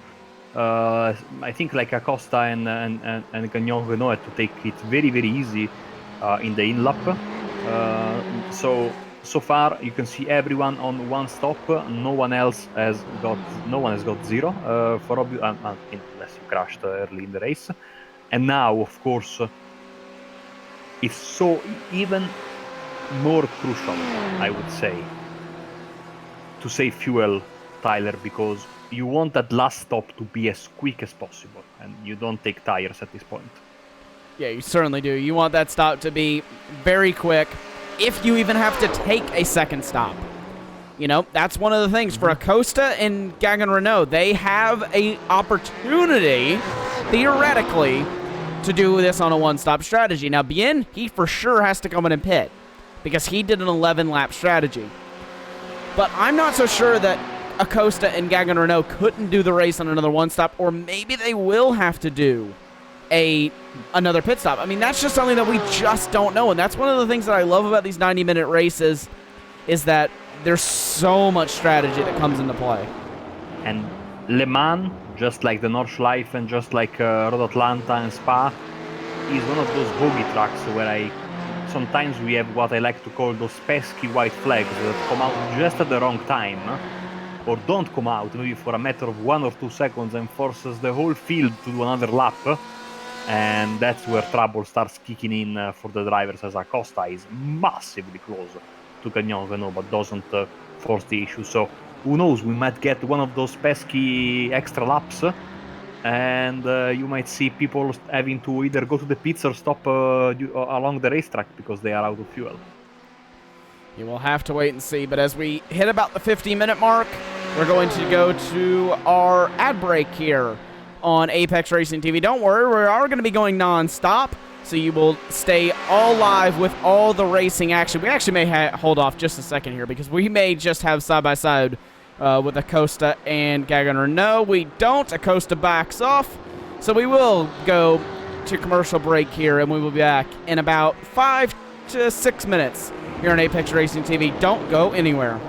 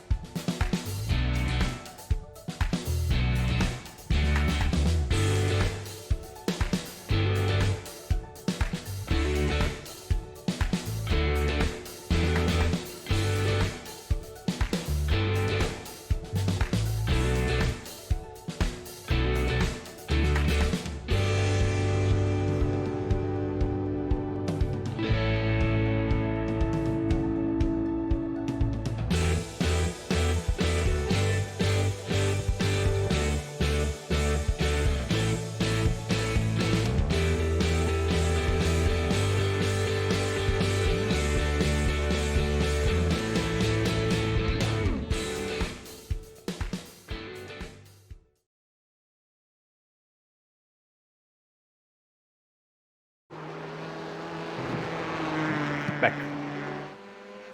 And we are back here on Apex Racing TV, and we will bring you coverage here of the final 35 minutes of this race. We've had a very exciting battle for the race lead here for the entire race, all 56 minutes of it, and that isn't going anywhere here anytime soon.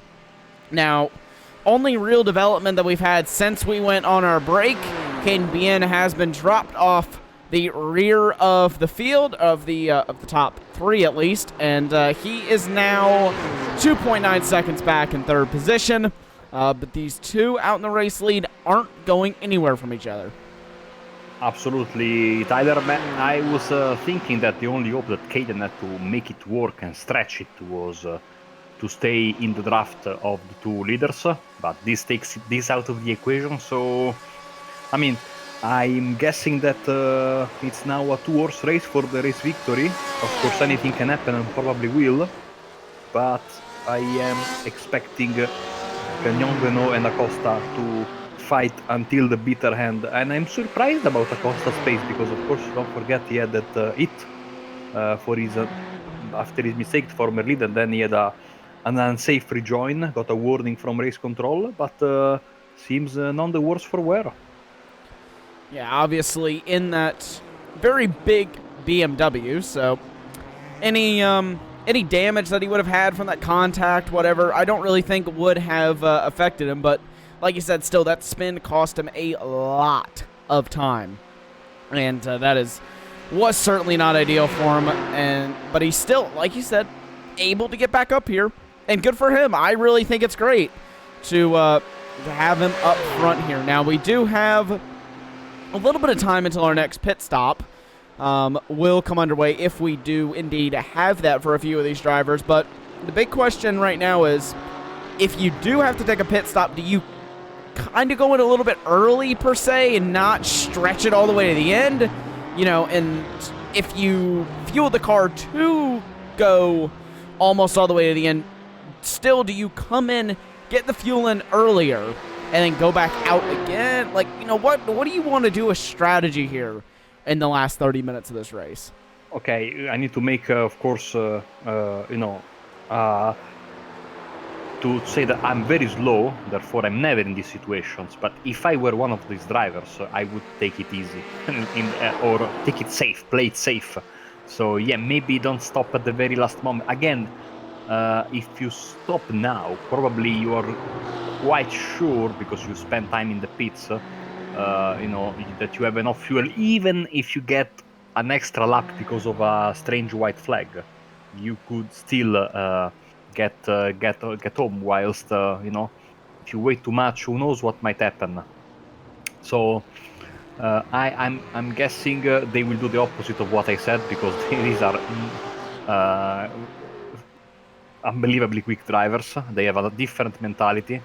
So from me, of course, I forgot to tell, of course, to you, Tyler, congratulations. I was following you in the weekend in TC America, so nice job there at Kota. That was something to watch also on TV for us, because there was nothing, and of course you were there, and it seems like you are having a good feeling with the car this season. Yeah, we definitely have a good feeling with the car. We are very fast indeed in the real life racing in TCR, and unfortunately, I don't think we go to Coda in the series, in the GT World Challenge Series, because, can I just say, I mean, that is like one of the most fun tracks to drive. Actually, sorry, we just went to Coda. See, this is why I need to do a bit of research before I do some broadcast. But we actually just went to Coda, and now as I say that, I do remember that was like one of the best races of the season that we just had. But I would still love to go to Coda twice. If the league admins are listening, we could definitely go to Coda twice next season. Hint, hint, nudge, nudge. But that would, nonetheless, I mean, it's such a fun track, and it fits a lot of different race cars perfectly.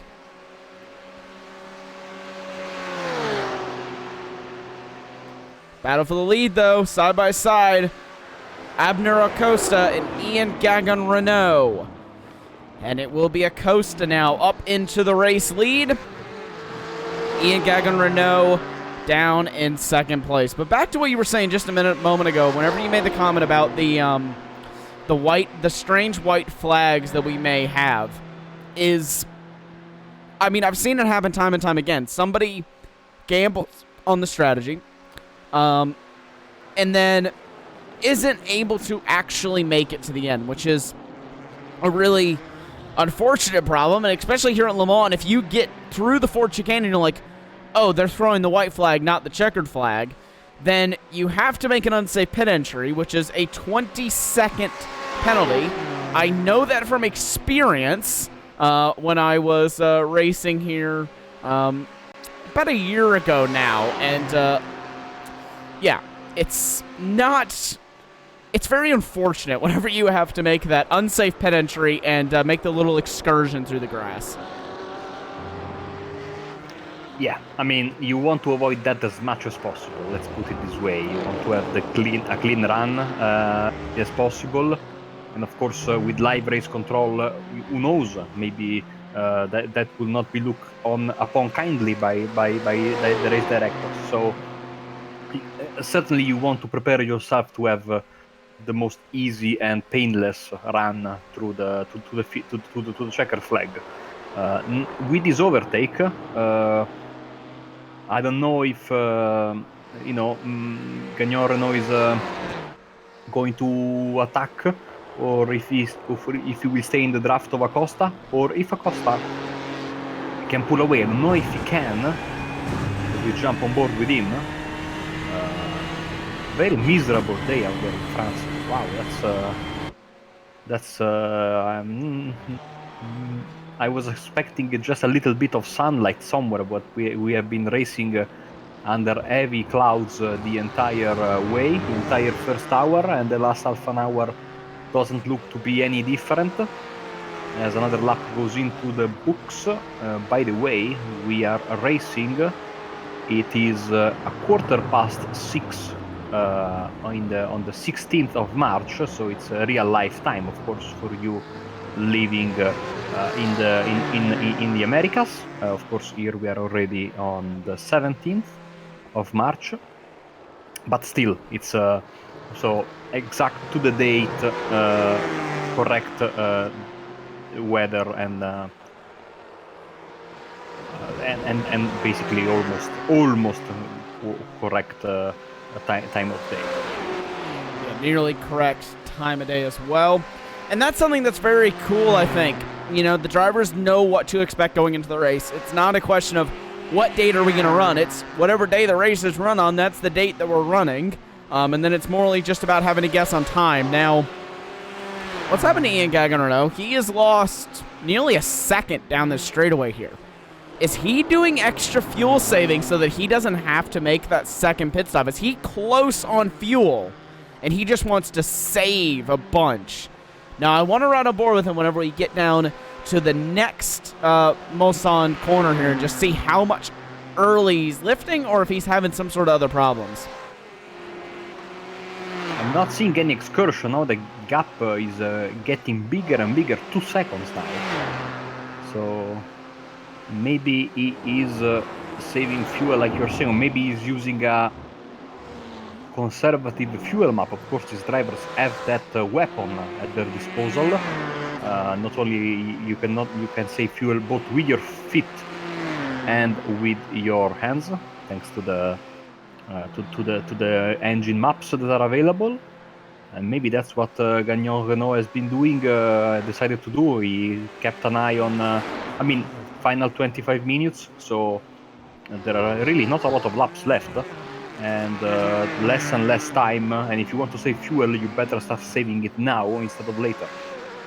Yeah, always easier to save earlier than later, because if you're on top of it, you have more time to get the fuel saved and not lose the time as much to the other drivers. Whereas, you know, if you decide that you want to save fuel a little bit too late, then you lose a bit more of that time in a very short matter and some of the time you can almost overdo it and not end up making it work anyway for yourself. So at least if you start doing it a little bit early, you can kind of get an idea if it's going to work or if it's not going to work, and you might as well just pit anyway and then close the gap back down. So it's better all the way around, really, for these guys to be as prepared as they possibly can be. And I'm sure this is something that they've done in testing as well for this race. You know, they have so long in between these events to prepare for these. I'm 99% positive that they would have at least tested this strategy out at least one time.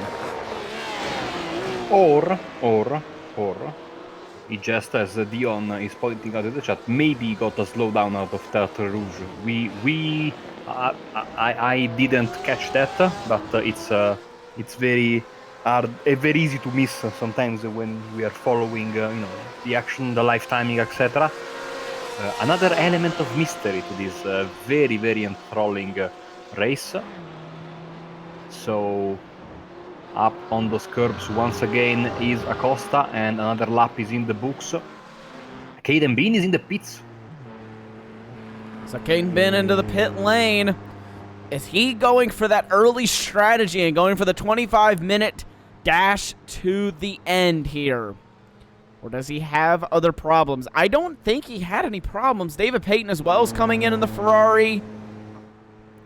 I'm not sure what happened here. I wouldn't understand why he'd be coming in so early. Is he just going for two shorter stints, or going for that kind of short fill now to the end? Now, yeah, he's just going for that very short fill now to the end. So Caden Bien will be good to the end here on fuel. And wait a minute, he's just, oh no, sorry, we're looking at David Payton now. I was very confused there for a second. Caden Bien is now out and running once again, and away he will go. So David Payton as well will be good on fuel. Travis Schwanke has just now come onto the box. He will be good on fuel as well. Bien immediately, though, has to battle with Miguel Arcrudo, so that could cost him quite a bit of time here if he can't get by Arcrudo quickly. And that is the risk, of course, of pitting off sequence. You might end up in a traffic jam as we go past the stadium of Le Mans FC, a once very, very, very successful team in the top tier of French soccer, but now unfortunately stuck in the lower leagues thanks to economic problems. As Bean goes for the move, he's on the inside. There's Alcrudo's teammate there at the front, and Bean gets the move done without too many issues. So Bean up into fourth place. Someone jumped. Okay, I was missing one of the cars there. I was wondering where it went, and there it was. A BMW jumping the chicane. Yeah, so Bean with the all-important early move on Arcrudo, and he gets up into fourth place. So he gets himself up into fourth place. That means that right now he's in a net P3, unless he can close quite a large gap that he did have to Ian Gagnon-Renault and Abner Acosta, as Dennis Savaric has just set the fastest lap in the race for your GTD category. If he already wasn't leading by enough, you know, he just had to go set fastest lap as well to get that extra bonus point. I mean, he is absolutely smashing the competition out there, and really, unless some crazy things happen, he looks like he is going to very easily walk home with a race victory. As other cars now, for example, Ignacio Tal has entered pit road in GTD, so even in GTD class the drivers are starting to get some of their final stops in. And Caden Bien having a little bit of connection issues here again, but we're gonna kind of go just sort through your field here. So Abanero Costa currently leads from Movano Sim Racing team. Ian Gagnon-Renault for F4H Racing is down in second. Then it's Andrew Karen right now for Movano Sim Racing down in third. Then it's Caden Bien for RSR Esports, Miguel Arcrudo for Delta Motorsport, Pascal Iannucci for Cryptology Racing Green. Robert Hartley for Excite Energy Asbury Motorsport. Then it's David Payton in D2D Esports, Michael Schlegelmich for Sonterra Simsport, and Brian Cartier for Phoenix Racing. That's the top 10 in your GTLM field. And it's Travis Schwanke in 11th for Excite Asbury Motorsports, Russ Ruddick for Flying Tortoise Motorsports in 12th, Rafael Sosa for Delta Racing down in 13th. That's as they stand right now at the 1 hour and 11 minute mark. Then your leader in GTD, Dennis Servac for Band of Others Racing, currently leading that field out by just over 11 seconds. Back to Caleb Lavender in second place in GTD for GTR Simsport. But there was one driver in between those on track, actually, and that is Raymond Gonzalez for Delta Motorsport in GTLM. He hasn't having the best of days. Kevin Ford then back in 15th overall, or 15th in GTLM for Ricmotech Motorsports White.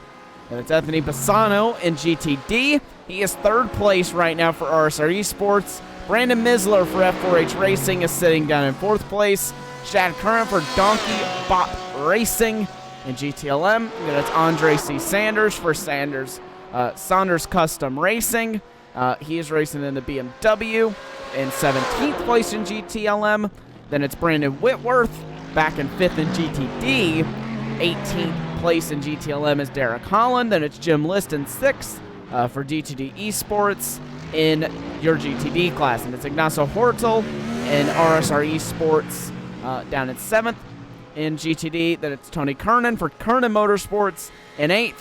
And rounding out and getting to the end here of your GTD field, we have Eric Violet for D2D Esports, Elvis Rankin for Little King Racing, and Jose Cabrera for Racing for Mental Health. Both of those drivers are in GTLM. Then it's Darren Clement for Donkey Bop Racing and Georgie Fike for Phoenix Racing in 21st and 22nd in GTLM. Jeff Jacobs for StreetSurvival.org in 10th. Humberto Roca, who is into the pit lane, 23rd in GTLM. Then it's Robert Brist for RCF Racing in GTD. Los Gidiolio in GTD, or GTLM, he is 24th. Angel Ledesma, who I think is out of this race, is sitting in 25th in GTD. Then it's Tyler Galmente, who has not had the best day. Everyone else is not running at the moment. That was a mouthful, but that is your entire grid as they sit right now here at right at about the 1 hour, 15 minute mark. Yeah, one thing that really sticks out is the attrition rate and the fact that there are many GTs who are running around with damage, unfortunately, and are stuck in between the some GT Le Mans cars that are now stuck in the GTD field. As we are entering now in the final 15 minutes of this race that has really gone past in a hurry, means that we are having a lot of fun. And of course, there's still this big question mark. Now, of course, Gagnon Renault has closed the gap back to Alpha Second, to Acosta. So maybe it was a slowdown, or maybe not. Every time you smash the gas pedal and close the gap, again, iRacing bases the fuel consumption based on how much you push the gas pedal, how much throttle input you put in your car. Therefore, the more you push hard, the more you are going to consume fuel. Short shifting doesn't really work. Lifting and coasting does work. And of course, as I was saying earlier, the fuel maps have an effect. So who knows what Gagnon Renault is doing. Another thing that's very interesting is Caron, because he's now sitting in third place after having, let's say, some issues during the race for Milano, and now it looks like he could really have a good salvage a good result from this race. Right now, though, I feel like Caden Bien is in one of the best spots, to be honest with you, in RSR Esports, because his pit lane time was 43 seconds from pit in to pit out. Now, you take in all the time lost through everything, make that maybe, I don't know, I'm going to say 49 seconds in total from the time that, he's slowing down and everything like that. Right now, he's only 36 seconds behind the two out in the race lead. So I'm not sure that Caden Bien's not in a really good spot right here to take over one of those top spots from the two who have been so dominant today, Ian Gagnon and Abner Acosta. Well, he is in the perfect spot possible right now. He can push because he has the fuel to do so. So if he pushes now he can maybe run a bit faster than those guys at the front who are maybe trying to save fuel if they have to stop. This opens a whole new look on the race. Again, we will know very, very soon, extremely soon in fact, as 1 minute and 1 hour and 16 minutes, 21 seconds on your clock right now. I'm so excited and I'm so want to see how this pans out, Tyler. Let's see, because of course the wait is part of the pleasure, as they say, no? So let's wait these 50 minutes, see when also other drivers are going to pit, because there are still most of the field is only on one stop. So both in GT Le Mans, and GTD, most of the drivers will have to stop once again. So the standings you're seeing right now might be different in just 5 to 10 minutes.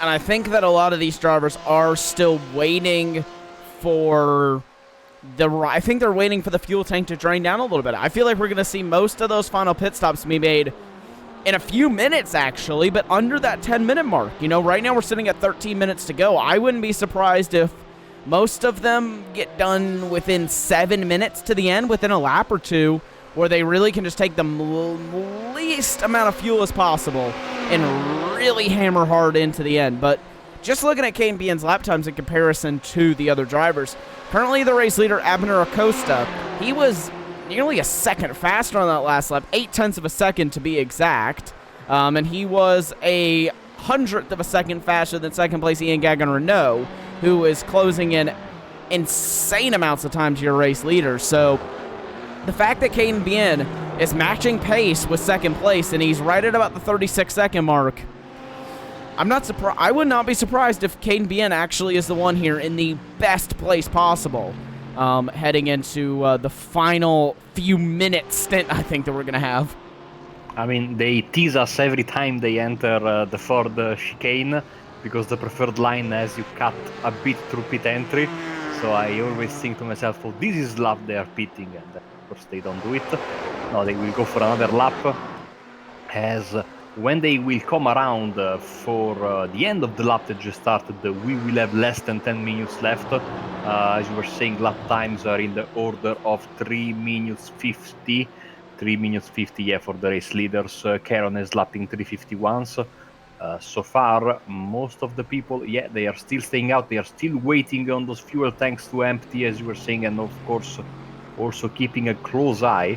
I mean, especially in GTD, you want to take a look at where the GT Le Mans leader is, so you can because sometimes this is especially true, for example, in Road America, because that's one of those tracks where if you are in a slower class, you really need to keep an eye on the leader of the faster class to set up a proper lap to enter the pits. Of course, there you also have the problem of the final straight being uphill, and so if you run out of fuel, you are in a very, very, very bad spot.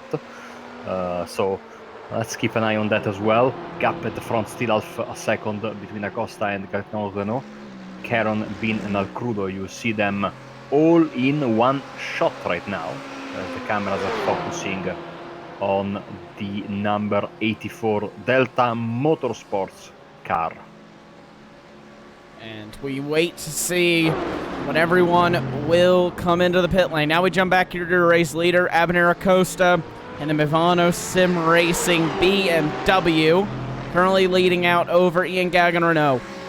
10 minutes to go now here from Le Mans. That translates to about 3 laps. So it sounds like a long time, but really it is very short indeed for these drivers here. and Le Mans. And we'll actually jump back here to Crudo because he is now all over the back of Caden Bien. And I wouldn't be surprised if he goes for a move here in the second Mulsanne chicane. He thinks better of it and backs out heading in. So very, I think, smart move to not cost himself and Bien even more time than he has to. And I wonder what happened here to Renault because he's just lost a lot of time to your race leader, Abner Acosta. Yeah, he lost half a second in the mid portion of the race. Savretich gets 3:55.759. That's his new fastest lap of the race and the new fastest lap of the race for the GTD class. Pisano jumps into the pits. He was inching closer and closer to Lavender for second place in GTD. So now he takes this stop with 9 minutes to go. Lavender goes on, so that's a fight to keep an eye on. So we have seen these moments where Gagnon Renault goes back, drops back, like we've seen him drop back to 2 seconds at a certain point. Might have made a mistake in one of the corners, maybe at the in the chicanes on the Mulsanne straight. But every time, yes, once again they go here and entering out of the Porsche curves into the 4 chicanes. Who is going to take that right-hander to the pit as we see this massive fight and a little bit of bump and run there. Absolutely fantastic stuff. Oh man, that looked scary from this camera angle as they're almost going 3 wide, Tyler. Oh, and some more bump drafting. I believe Andrew Karen is actually bump drafting him right now. I'd like to ride on board. Oh, he was! I didn't think he actually was bumping. He was actually bump drafting Caden Bien down the straightaway. Now, if you're in Caden Bien's shoes right now, you have to be freaking out knowing that you have Andrew Karen, this massive BMW M8 behind you, and you're in this tiny little Ferrari, and it's just pushing you down the straightaway. Now, this is the question. Does anyone here come into the pit lane? We have 8 minutes to go now. Everyone's going to do the little duck in. No one will come in this time. Now, it's the same thing for your race leaders. Everyone has stayed out now. We are at 8 minutes to go. This would be the 3rd time they will come to the start-finish line. Next time, we'll get 2 laps to go. No, Tyler, I am an oval racer. Been all my life. Started my sim racing with NASCAR 4, basically. I've seen some bump drafting all over in the past 20 years in sim racing, but I think this is a first. Now in GT, I've never seen bump drafting. Yeah, it is a first for me as well, and I have been driving GT for pretty much my entire iRacing career, and I have never, and I mean never, seen anyone bump draft in GT racing of any sort. I've seen it in Formula cars, but I've never seen it in GT. Yeah, sometimes, especially with the old damage model, you bump draft in the skip. Yes, now there's a bit of a late cover there from Bean on the outside, and then again Al Crudo, and Bean moves down to block him as well. This is like the Daytona or Talladega stuff. Last lap on the backstretch as they brake hard for the first of the 2 chicanes, the one that you go on the right, and back on the second portion, the middle portion of the straight. Some GTD traffic in front of these guys. This could spell trouble, needs a lot of collaboration, very quick thinking from all the parties involved. Here comes Caron on the inside of Bean. Will he go for the move? It's like a risky proposition. Cuts the entirety of the curb there, but the position stays the same. And now, of course, they will have the always tough run into Mulsanne, into the right-hander with GTD traffic ahead. And we'll ride inside the cockpit of Andrew Karen's BMW as he gets right up underneath. Smartly, though, does not get involved as they head through GTD traffic. And keep in mind, this is the first time they've gone through GTD traffic. We are an hour and 24 minutes in. This is the first time they would have hit GTD traffic, and that was very ambitious from Caden Bien to chop the nose of the GTD car. Now the 2 BMWs are bump drafting each other. Oh, man. When are these guys going to crash? I think that's just the question that we're at right now. When are you going to crash? I mean, they are throwing caution to the wind. Misler goes in the pits, by the way, in GTD as they enter Indianapolis, and then they will have the right-hander, always tricky, of Arnage. Here they go, Caron and Bean side by side. Oh, the Ferrari almost loses it on the curb. He's sideways, almost hits the BMW. They all live to tell the tale, but that was mightily close to a big mess. These guys really not too worried about it, but this has really pushed Caden Bean into the danger zone of if he's actually going to still have an advantage over the two in the race lead. We're under 5 minutes to go this time. They both don't come down onto pit lane. So they may be trying it here to go all the way to the end for both Abernier Acosta and Ian Gagun Renault. And that would be a story, wouldn't it?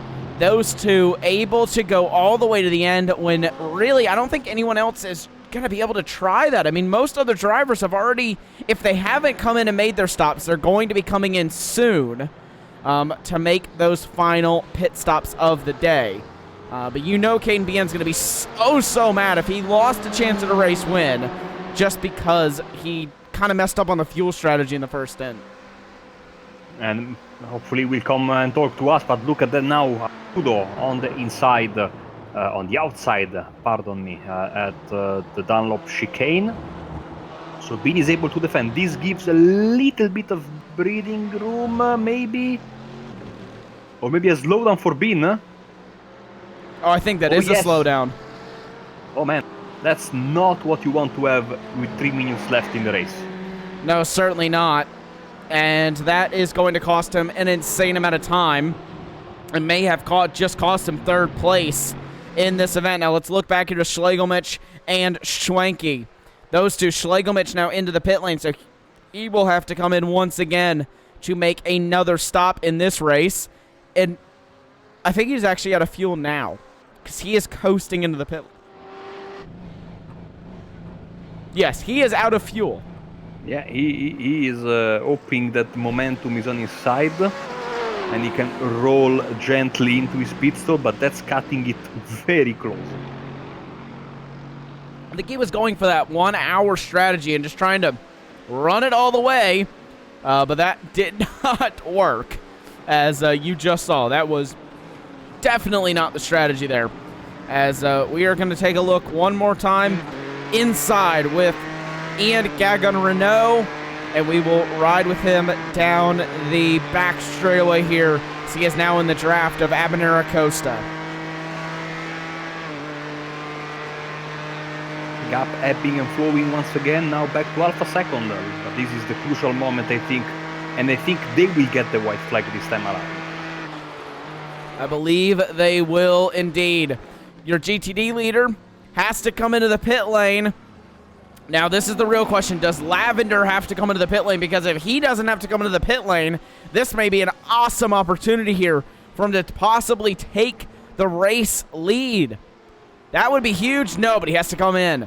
So GTD will have to come in once again for another stop in this race. Now, will GTLM drivers have enough fuel to make it to the end? They're going to have to do another lap, but they're going to be within seconds of having to do it. And you know that's not what these guys would have wanted. They would have just wanted this, at least for Acosta, he would have wanted this race to be ending on this lap. Gagun Renault, complete opposite. He wants another lap to have a go at Acosta, unless he's out of fuel. That is a big question here. Do these drivers have to come out of fuel, or come in to get fuel with only one lap to go? No, neither of them do. Both of them will stay out. And just like that, as I like to say, Sale la Blanca here in Le Mans. One more lap to go.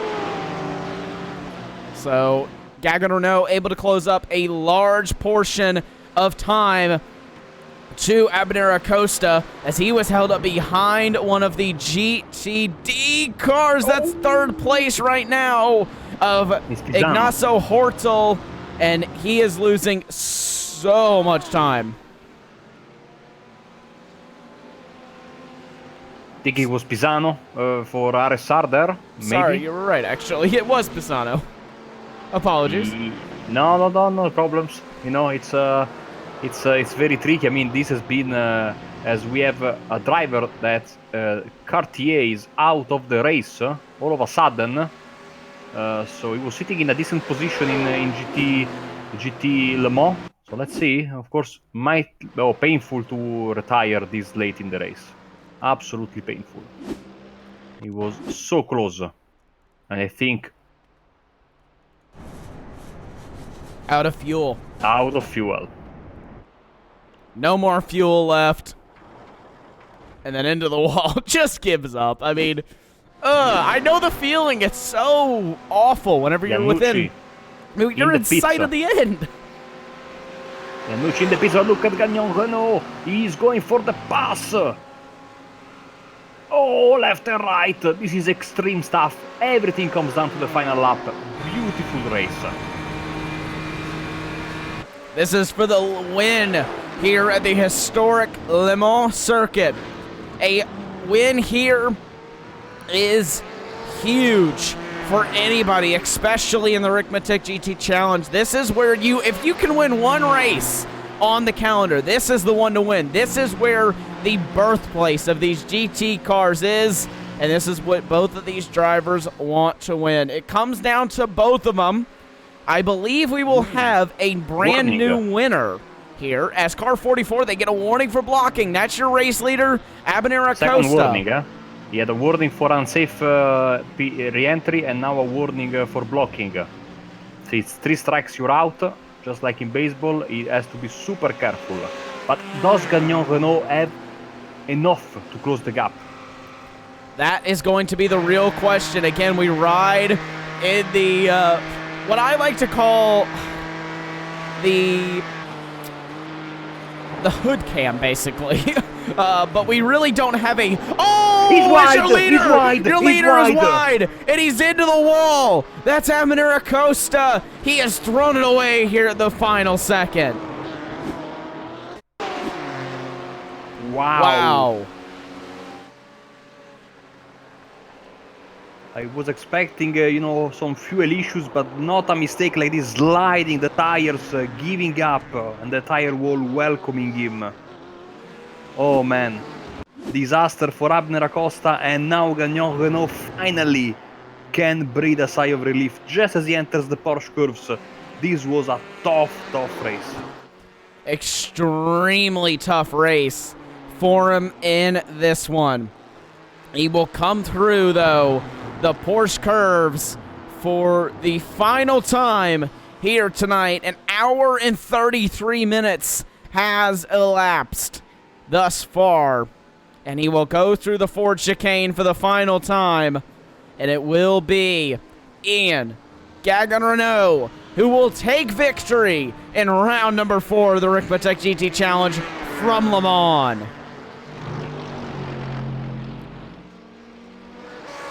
The big question, does Karen have enough to come home and complete a good recovery drive?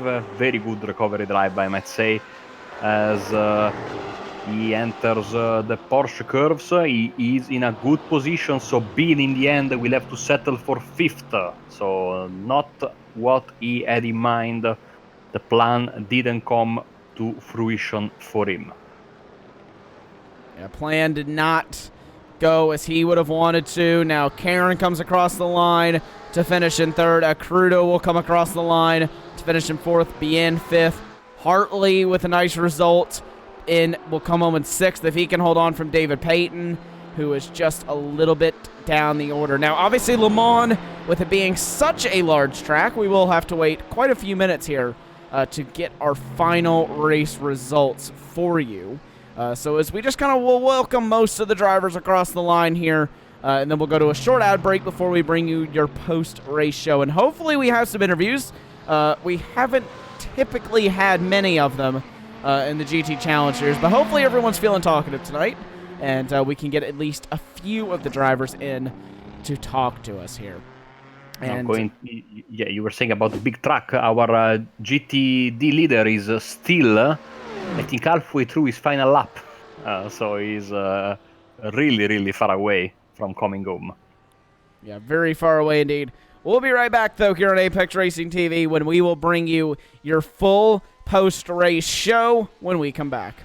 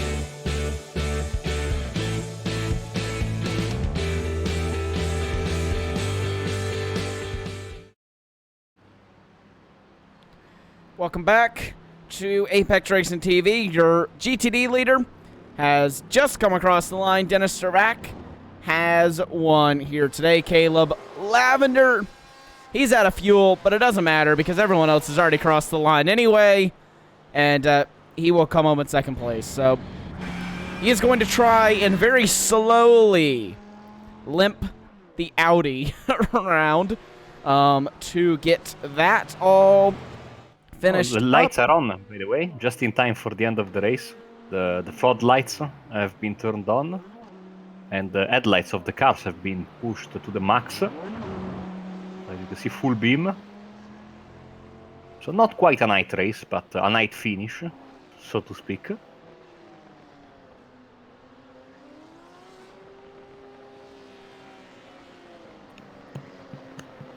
And here we go. Second place at GTD comes across the line, or is about to come across the line at least. And he immediately, I'm assuming, will reset. And there we go. That should be our race results finalized. Final results are up on your screen. Marco, take us through it. As we see, then the winner overall is going to be Ian Gagnon Renault, winning for F4H Racing in front of Abner Acosta, Andrew Caron, Miguel Alcrudo, Caden Bean, Robert Hartley, David Payton, Travis Schwenke, Michael Schlegelmilch, and Pasquale Iannucci round up your top 10. Then Kevin Ford, Ross Raddock, Brian Cartier, Derek Holland, Rafael Sosa in 15th, 16th for Shad Kerr, and 17th for Andres C. Saunders. In position number 18, we have Elvis Rankin. Then going ahead, we have the other drivers in GT-LM. Rafael Sosa, not true, because we have Jose Cabrera in 19th position in his class. Then George Fike, Luis Quidoleo, Darin Clement, Umberto Roca, Angel Ledesma, William Lasser, Arthur Chan, Marco Calabio, McDam, Miguel Alcrudo, Chris Thorman, Julian Bell. Those guys sadly didn't finish the race. Well, for the GTD results, instead, I can tell you that our race winner is, in a dominant fashion, Denis Savertic in front of Caleb John Lavender. Anthony Pisano rounds up the podium. Then it is Ignacio Hortal, Brendan Misler, Brandon Whitworth, Jim List in front of Tony Kernan, Eric Violet, Jeff Jacobs, Robert Brist, and not a good day at the office for Tyler Guillemette and Bobby Childs. They both couldn't finish this event. Yep. Thank you, Marco, for taking us through that one. And we have the only driver so far who's come in for interviews, Ian Gagnon. Now, Ian, talk us through that last lap. That was a bit action-packed. I mean, just to say the least. Yeah, man.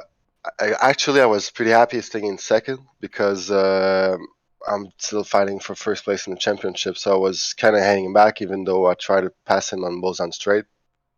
But I was kind of hanging back, and I just saw him hitting the wall, and I was pretty happy about it. So yeah, I'm pretty good race, even though with the eventful first lap. But was just hanging in there, and the result came to me. I mean, yeah, that was a very, very good result from you. And we were wondering up in the booth, we were constantly wondering whether you guys were going to have to make a second stop. You know, were you going to be able to do the one-stop strategy? And for most of the race, it didn't look likely. And whenever Caden came in quite early on, actually, into the second stint, we were like, okay, for sure you guys are going to have to do another stop.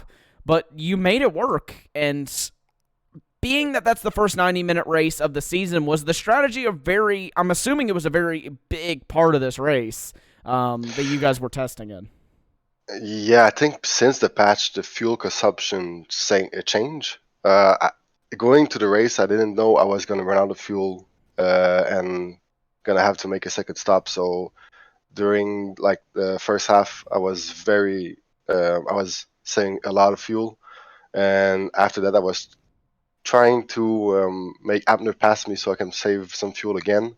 And I think me and Abner made the extra lap, which actually save us from making that second stop. So yeah, a lot of strategy going to the race, and also trying to keep the tires alive. So yeah, a lot of strategy, but kind of was able to make it work at the end. Well, a lot to work on and a lot to think about. I'm sure you're not the only one who gets it done for you. Is there anyone you want to give a shout out to before we let you go? Yeah, guy at 4H, and also William. I know he didn't have such a good race as mine. I guess last race wasn't mine, and this race wasn't his. So yeah, he helped me out a lot with the setup. Guy at Extreme Motorsports, and you guys for the broadcast. Well, congratulations, Ian, on another great result. We'll see you in about a month's time, actually, for the next round of the GT Challenge. Yeah, thank you, guys. And that is the only interview we have today. So, Marco, final closing thoughts from you before we wrap up. Lots of fun. It was a very, very exciting race. I love endurance racing because most of the times it is boring looking from the outside, but when you get into the finer details of it, you find that, this race was so exciting. The tension was very, very high until the final lap. We didn't know who was going to win in GT Le Mans, whilst we had a dominant performance in GT Daytona on a beautiful track with some fantastic drivers and a great series. I mean, what more can we ask for? I mean, you really nailed it on the head there, Marco. And that is all we got time for here, folks, on Apex Racing TV.